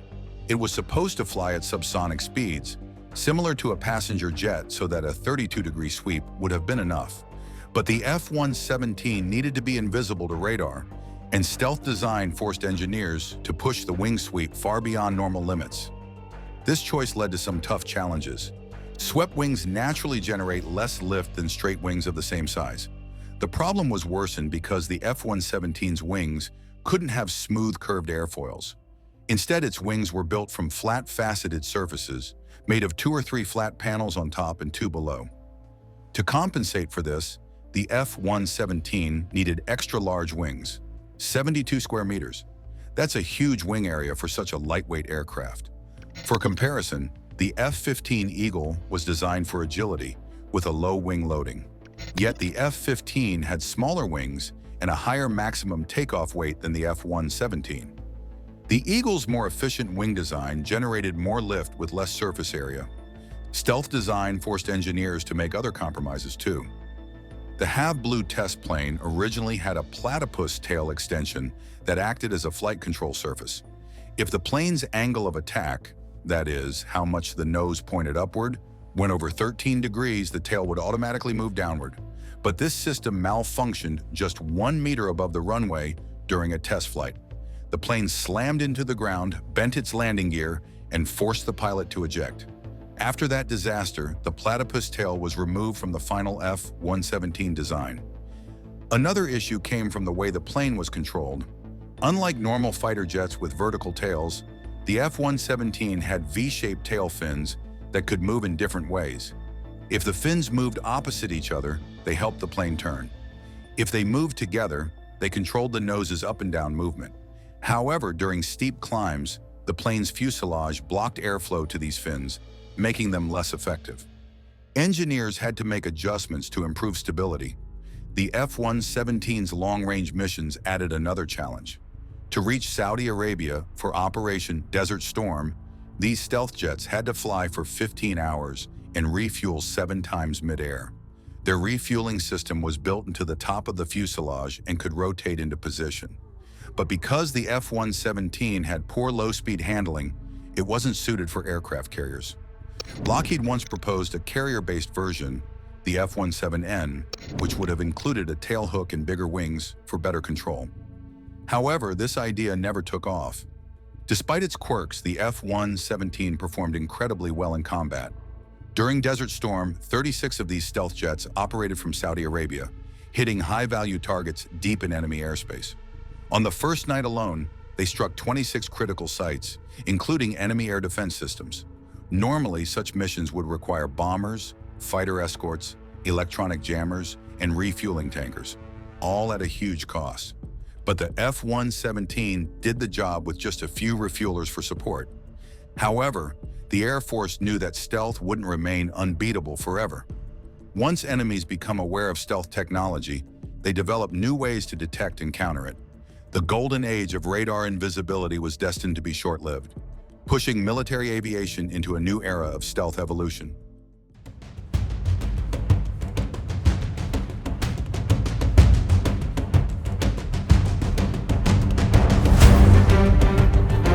Japan is challenging the pacifist limits set after the Second World War.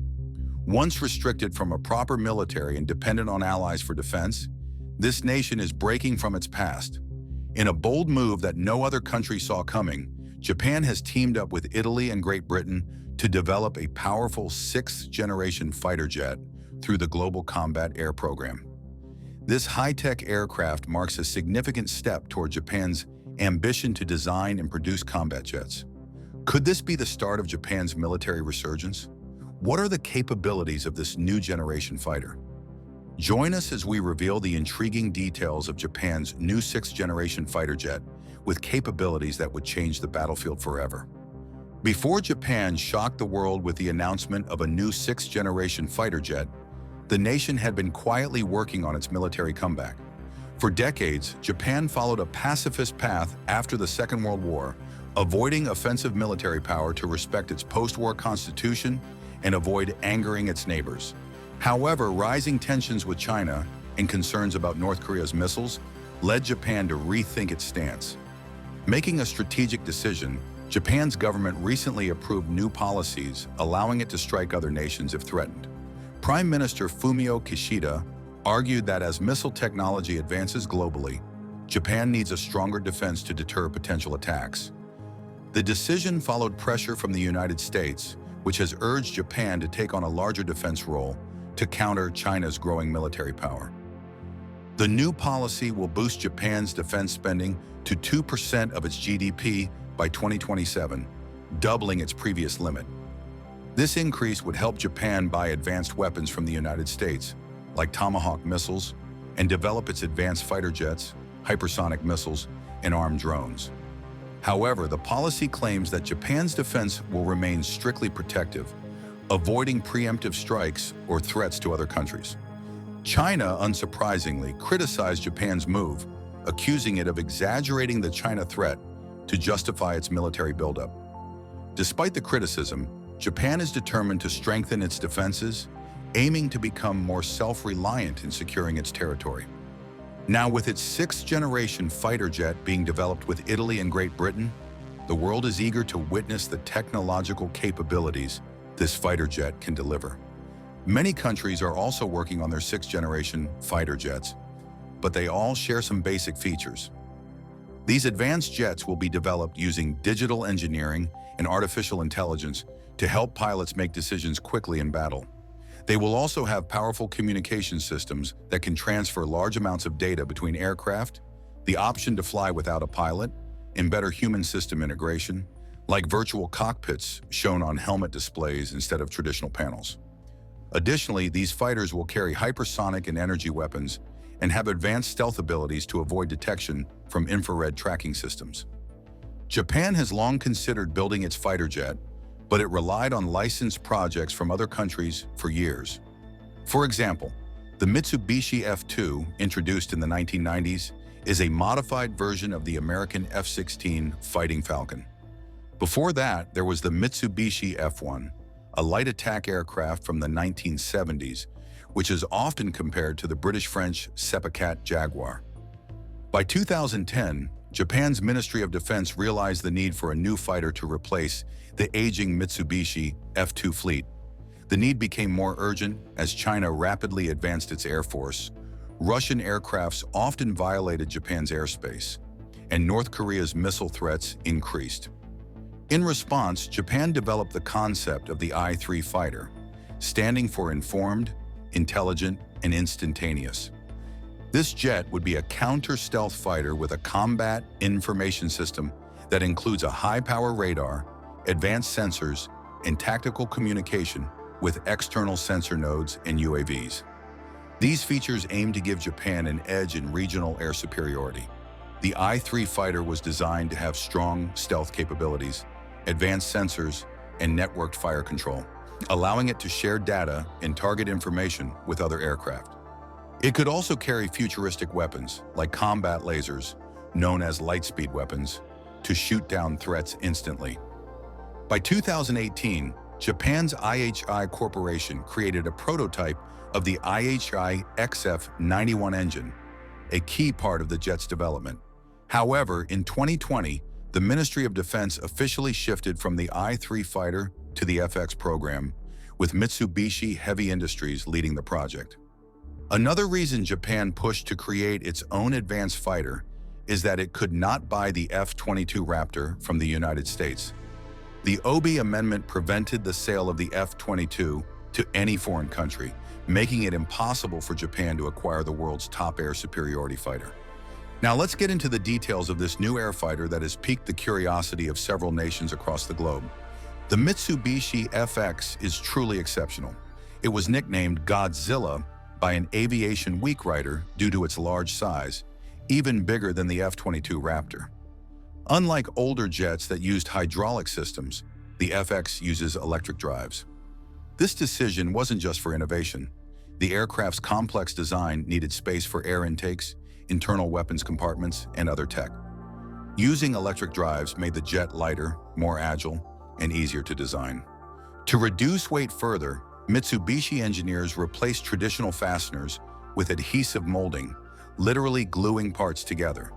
They also used lightweight materials like aluminum alloys and carbon fiber reinforced polymers. These choices not only made the jet lighter, but also helped with its stealth capabilities. The jet has a serpentine air duct and an internal weapons bay to minimize its radar cross-section. To make it even harder to detect, they added electromagnetic wave absorbers to the air ducts and engines. A standout feature of the FX is its radar system, designed to detect other stealth aircraft. It uses an active electronically scanned array radar, similar to the one on the F-35 Lightning II. There are also passive sensors and infrared cameras, making it capable of tracking enemy aircraft without giving away its position. To prevent the aircraft from overheating due to all this technology, Mitsubishi installed a special cooling system that uses a mix of vapor compression and liquid cooling. Powering the FX is the powerful XF9 engine developed by IHI Corporation. It's designed to be thin, with an inlet 30% smaller than the engine on the Mitsubishi F2, yet it generates a massive 360 kilowatts of power through two of these engines. The engines also have 3D nozzles that can deflect thrust by 20 degrees, giving the aircraft high maneuverability and agility. When it comes to weapons, the FX is set to carry the ASM-3 supersonic anti-ship missile, also developed by Mitsubishi. There are plans for two versions, the ASM-3A with extended range and the ASM-3 Kai, though details about the latter are still unknown. These advanced weapons are expected to replace the Mitsubishi F2, set to be retired in the 2030s. But how does the Global Combat Air Program fit into this? In 2022, there were rumors that Japan and the UK were planning to combine the FX with the UK's Tempest fighter program. This was confirmed in December 2022, solidifying a partnership that also includes Italy. Interestingly, the UK initially tried to team up with France and Germany through the Future Combat Air System. However, disagreements and conflicts pushed the UK to work with Japan and Italy instead. This partnership is valuable for Japan because, despite its high-tech capabilities, the country has limited experience in exporting military aircraft. The UK, meanwhile, gains a reliable, advanced partner without the internal conflicts that disrupted its earlier plans. Working together, these countries aim to create a cutting-edge, sixth-generation stealth fighter that could redefine air combat technology. Key roles are divided among major companies. Japan's Mitsubishi Heavy Industries and the UK's BAE Systems are the main contractors. BAE also works on the airframe, while Japan's IHI Corporation and Rolls-Royce focus on the engine. Italy's Leonardo handles electronics, and MBDA UK is in charge of missile development. After Japan and Britain agreed to build this fighter, they began working on sensor systems under a project named Jaguar or Japan and Great Britain Universal Advanced Radar Frequency System. The new fighter is expected to be about 30% larger than the Eurofighter Typhoon, and its empty weight is similar to the American F-15 Eagle. The Delta wing has a steep 50-degree sweep, stretching about 54 feet with a total wing area of 12,200 square feet, almost as large as the Airbus A320's wing. A model of this aircraft was first shown at the Farnborough Air Show in 2024. The design has a trimmed Delta wing, giving it greater speed, range, and the ability to carry more weapons and fuel. However, its maneuverability might not match that of Japan's original Mitsubishi FX concept. British aviation journalist Gareth Jennings compared the G-SCAP's large wingspan to the retired American F-111 Aardvark bomber. The F-111 relied on low-altitude flying to avoid radar, while the G-SCAP jet aimed to use stealth and long-range missiles for defense. This approach resembles the proposed FB-22, a long-range bomber variant of the F-22 Raptor that never entered production. Unlike the FB-22, which was designed as a companion to the F-22, the GCAP aims to balance air-to-air combat and ground attacks. All three partner nations currently use the F-35B stealth fighters, except the UK, which also operates the ground-based F-35A. Yet they still needed a more versatile jet that could carry more weapons than the F-35 and could be exported without the strict restrictions faced by the American F-22 Raptor. Interestingly, Japan is planning to use its own advanced missile systems on its new sixth-generation fighter jet. Some of these missiles include the MBDA Meteor, the Spear-3, and the ASM-3, a Japanese anti-ship missile. They are also developing a new medium-range air-to-air missile known as the Joint New Air-to-Air Missile in collaboration with Britain. Rumors say this missile will have a Japanese-designed radar system in the front and a British-built Meteor ramjet engine in the back. However, it might not be as fast as the Meteor, which can reach speeds above Mach 4. The J&M speed is expected to be around Mach 3.5. As for the timeline, the first flight of a Tempest concept demonstrator, a prototype to test and refine new technologies, is set for 2027.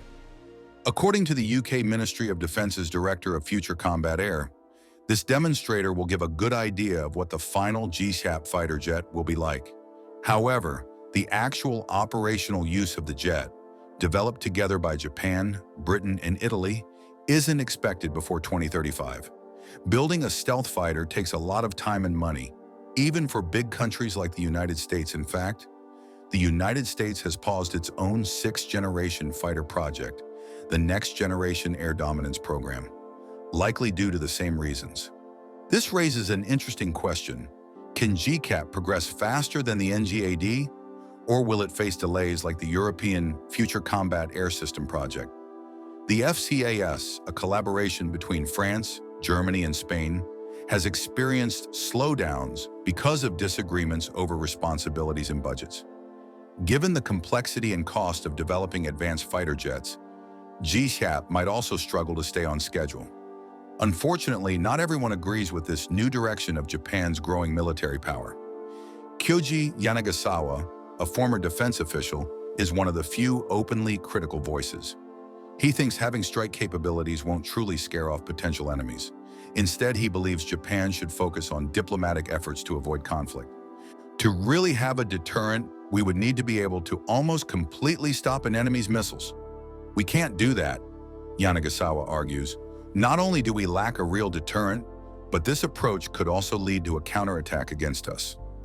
Yanagasawa worries that increasing Japan's military strength might do more harm than good.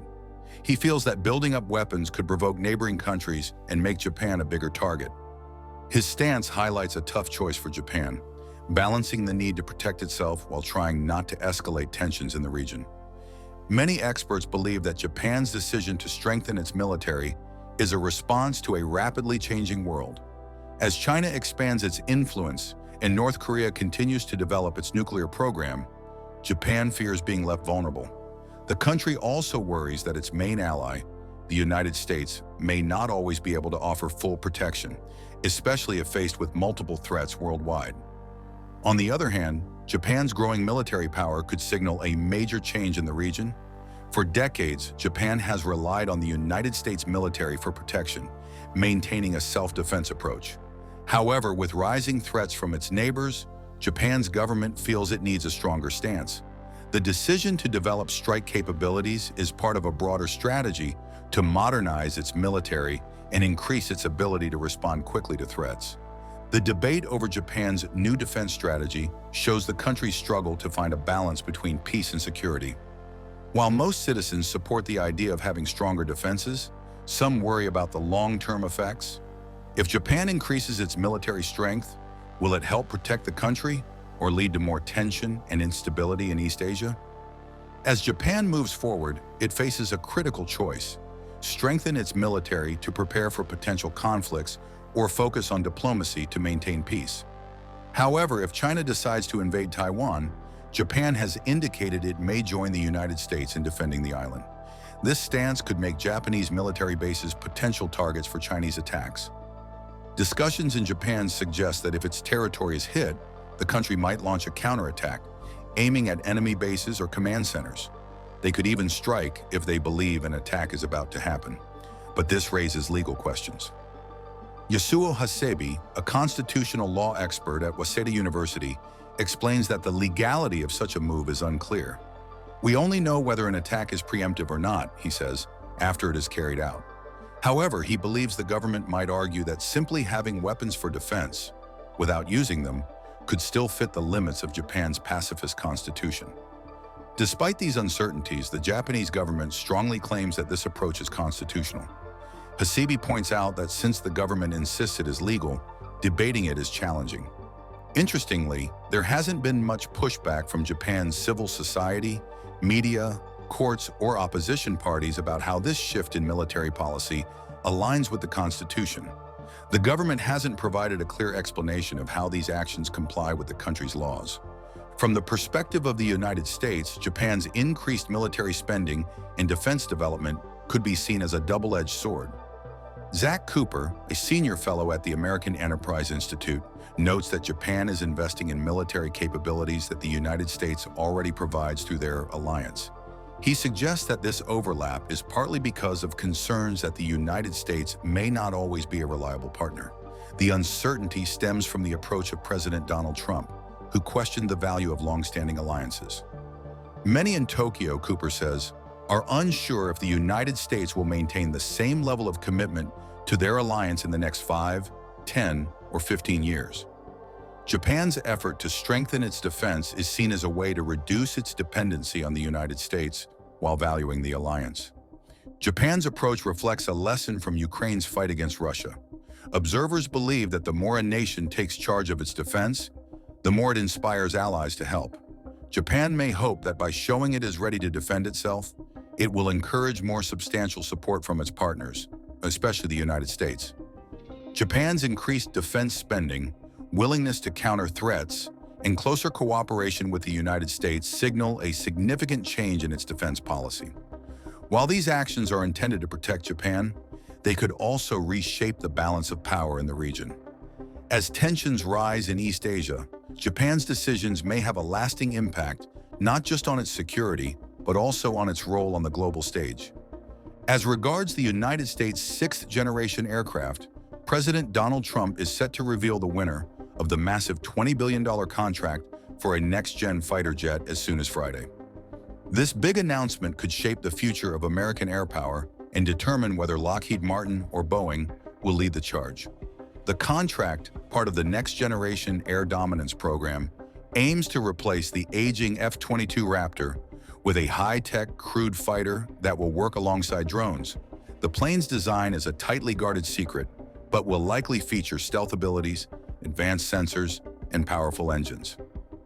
An official from the U.S. government hinted that Trump would make the announcement alongside Secretary of Defense Pete Hegseth from the Oval Office. As the decision looms, Boeing and Lockheed stay silent, not commenting on the situation. Trump's push for this project comes even as his administration works to cut costs across the U.S. government. Just a day before, he signed an executive order to dismantle the Department of Education, showing his strong stance on reducing government spending. Yet this NGAD program is a crucial step in keeping pace with rising threats from nations like China and Russia. Initially, the NGAD program had faced uncertainty due to budget issues and concerns over the high costs of other Air Force projects. Even billionaire and presidential advisor Elon Musk expressed doubts, suggesting that cheaper drones might be more effective than advanced crewed fighter jets. Despite these challenges, a finalized design for the NGAD fighter was chosen last year, and the upcoming announcement signals that the project is moving forward. For Boeing, winning this contract could bring a much-needed boost to its struggling fighter jet production in St. Louis, Missouri. If it loses, it could face further difficulties as it navigates setbacks in both its commercial and defense sectors. On the other hand, Lockheed, already a giant in the defense industry, would likely focus more on its F-35 program and the international sales of its F-16s if it misses out.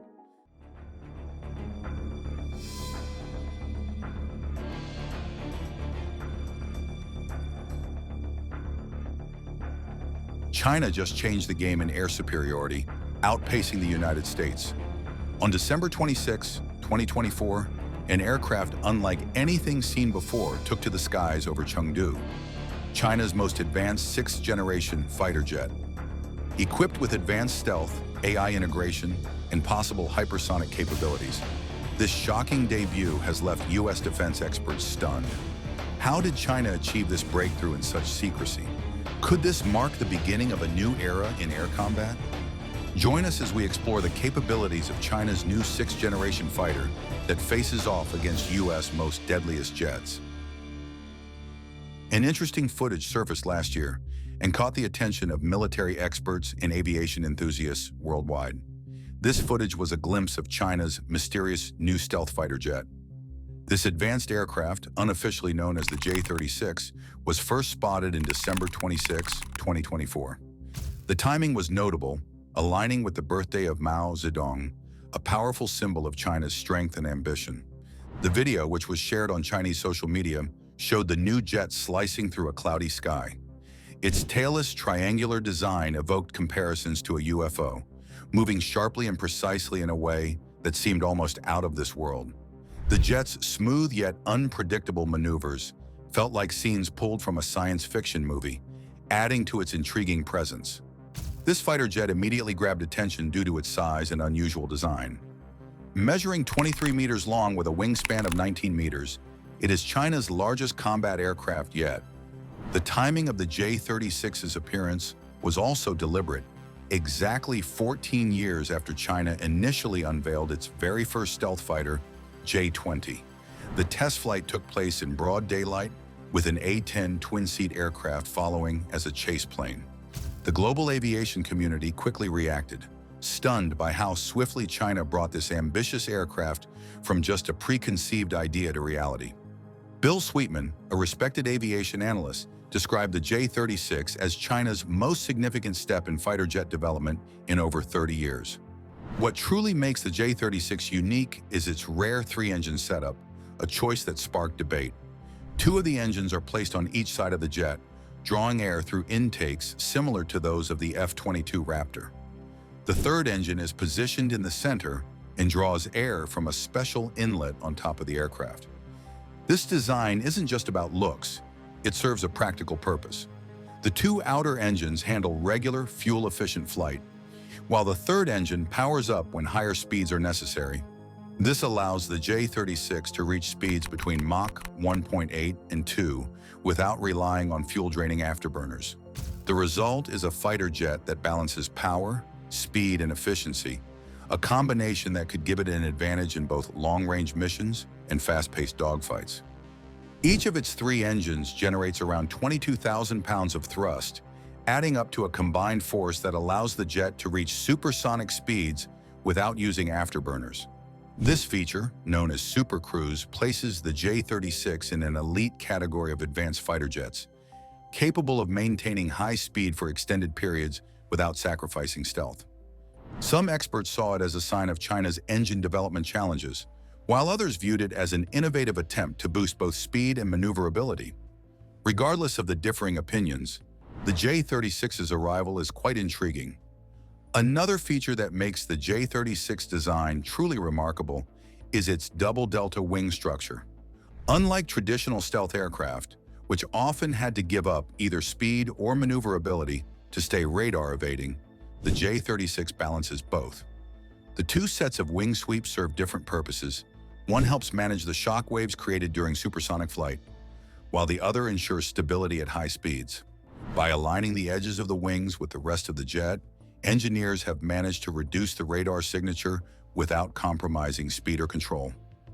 This advanced wing design also suits the needs of modern air combat, where controlling vast airspace is often more important than close-range dogfights.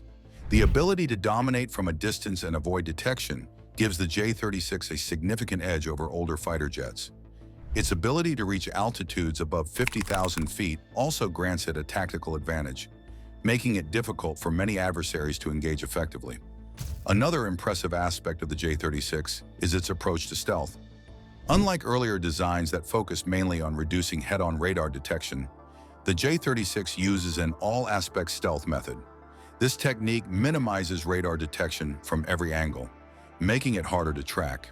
The internal weapon storage also helps maintain a sleek profile, reducing the possibility of radar detection while still carrying a strong array of advanced missiles. Unlike conventional fighter jets with vertical stabilizers, the J-36 relies on advanced computer systems for stability, enhancing its stealth capabilities. Without the usual tail fins, it slips through the air with an eerie quietness, making it exceptionally difficult to detect by radar. This ghostly quality left military analysts both impressed and cautious. The jet's aerodynamic build minimizes drag, allowing for longer missions and increased endurance. These features give China a potential advantage in future air combat, challenging the dominance of other rival nations. Countries like the United States, Russia, and European allies have been racing to develop sixth-generation fighter jets.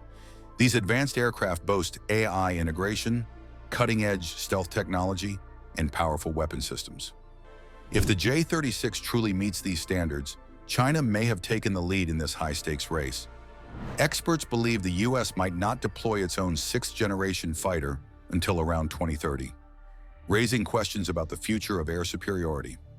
Military analyst Ewan Graham from the Australian Strategic Policy Institute noted that the J-36 design shows China's willingness to experiment and innovate.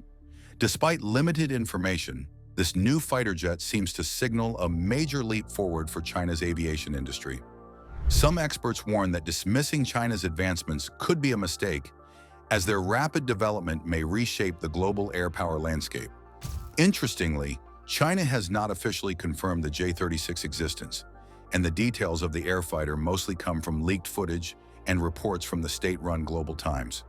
Whether intentional or accidental, this controlled secrecy has added to the aircraft's mystique, sparking debates about its true capabilities. If the J-36 is as advanced as it appears, it could significantly impact nations like India, which currently lacks a stealth fighter. While the United States remains a leader in military technology, China's rapid progress in developing the J-36 has shown they are no longer merely catching up, they are setting new standards. Among the nations whose attention was piqued by the unveiling of China's next-generation air fighter is the U.S. defense community. The timing couldn't have been more striking, just when the United States was facing setbacks in its own next-generation air dominance program, which aims to develop America's next air superiority fighter. Since mid-2024, the NGAD program has struggled with delays and budget issues, making the J-36's sudden appearance even more significant. Just months before the J-36's flight, U.S. Air Force Secretary Frank Kendall announced a pause in the NGAD program to reevaluate its goals and find more cost-effective methods.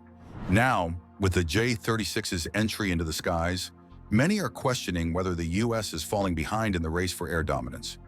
Before recent reports about the challenges facing NGAD's development became public, its capabilities and updates were everywhere online, sparking excitement about what the U.S. Air Force was planning. This intense public interest in the development of the U.S. sixth-generation aircraft made China's more secretive approach to its sixth-generation fighter jet even more intriguing and respected. What stood out the most wasn't just the jet itself, but how China revealed it. Unlike their past military developments, there was no flashy media campaign, no bold declarations, and no official statements. The J-36 simply took to the skies, completed its test flight, and let its presence speak for itself. This quiet confidence suggested that China fully understood the power of what they had accomplished. Experts are still trying to understand the full impact of the J-36's capabilities, but there's no denying that its appearance has sent shockwaves through the defense world. The J-36's quiet yet dramatic entrance raises critical questions about the future of U.S. air power. Initially, many experts doubted China's ability to create such advanced technology on its own. However, the J-36's innovative solutions to complex engineering challenges have forced skeptics to reconsider. The fighter jet's ability to combine speed, stealth, and firepower has not only caught up with, but in some ways surpassed the capabilities of rival aircraft. Critics have also been surprised by the speed at which China developed the J-36. What was once considered an ambitious concept quickly became a reality, showcasing China's growing expertise in aerospace technology. The J-36's performance suggests that China's military technology is advancing at an impressive pace, potentially challenging the dominance of long-established air forces like that of the United States. Unlike traditional fighter jets, the J-36 uses flexible skin technology on its surface, a cutting-edge feature that helps scatter radar signals and avoid detection. This advanced material covers critical areas like the jet's control surfaces, making it harder for radar systems to track it. While the U.S. F-22 Raptor uses a mix of angular surfaces and special materials to deflect radar energy, the J-36 takes a bolder approach. Its seamless, unbroken edges could give it a stealth advantage from more angles, making it a ghostly presence in the sky. The F-22 has a well-tested internal weapons bay with doors and ducts designed to maintain stealth while in combat. These features have helped the U.S. stay ahead in stealth technology for years. The J-36, however, appears to have its own unique system for carrying weapons internally. This difference reflects the distinct design philosophies between the US and China. The F-22 values reliability and combat efficiency, while the J-36 aims to push boundaries with new ideas. When it comes to speed, the F-22 Raptor has long been the standard.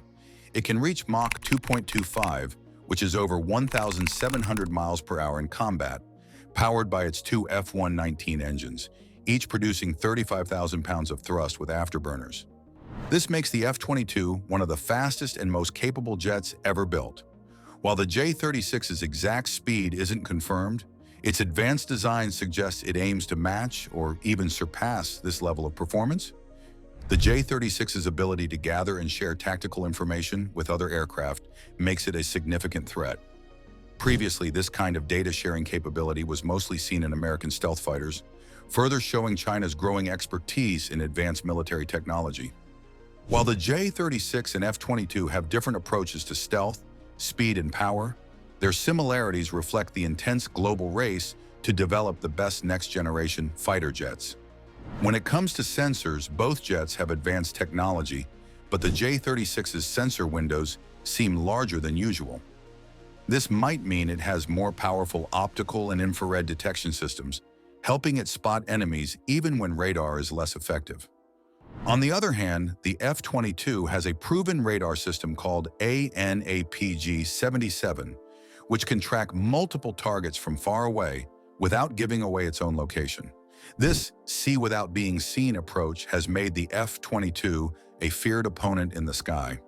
In terms of weaponry, the F-22 has a well-refined arsenal, including AIM-9X Sidewinder and AIM-120D AMRAAM missiles.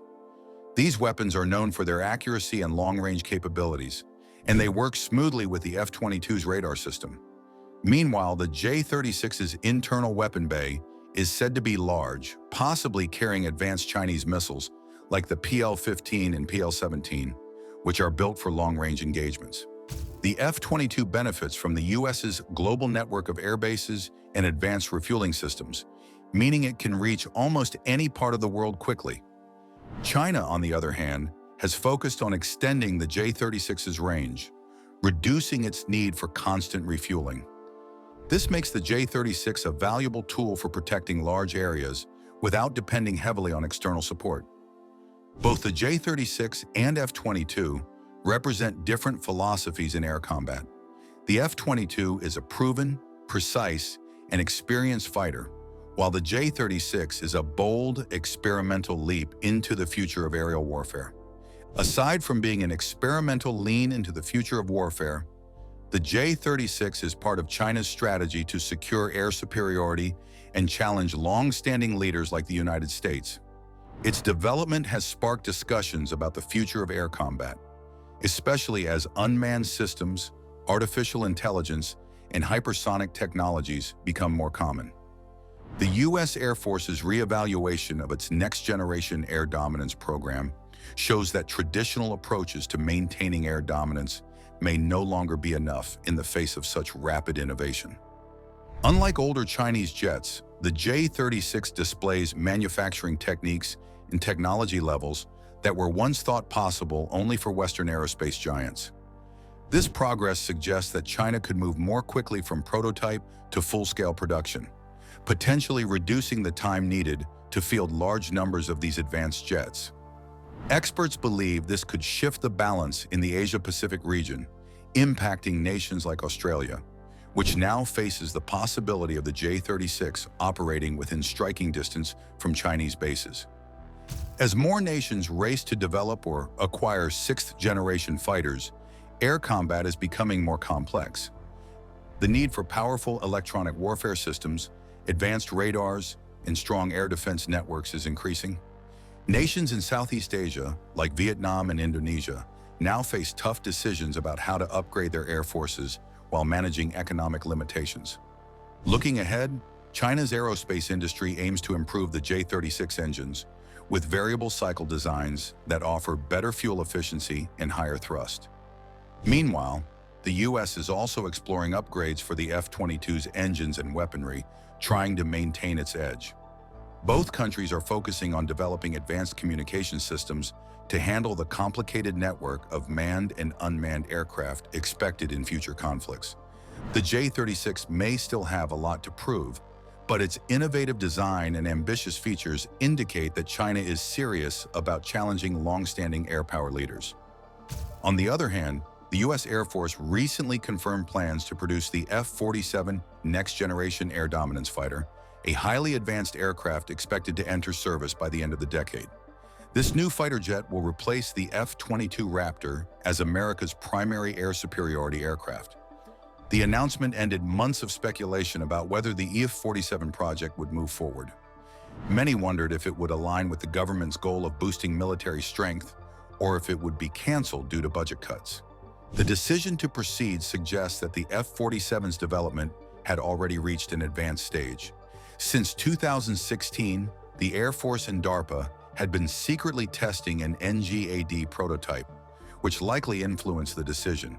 The use of advanced digital techniques and government-owned systems also helped speed up the project's progress.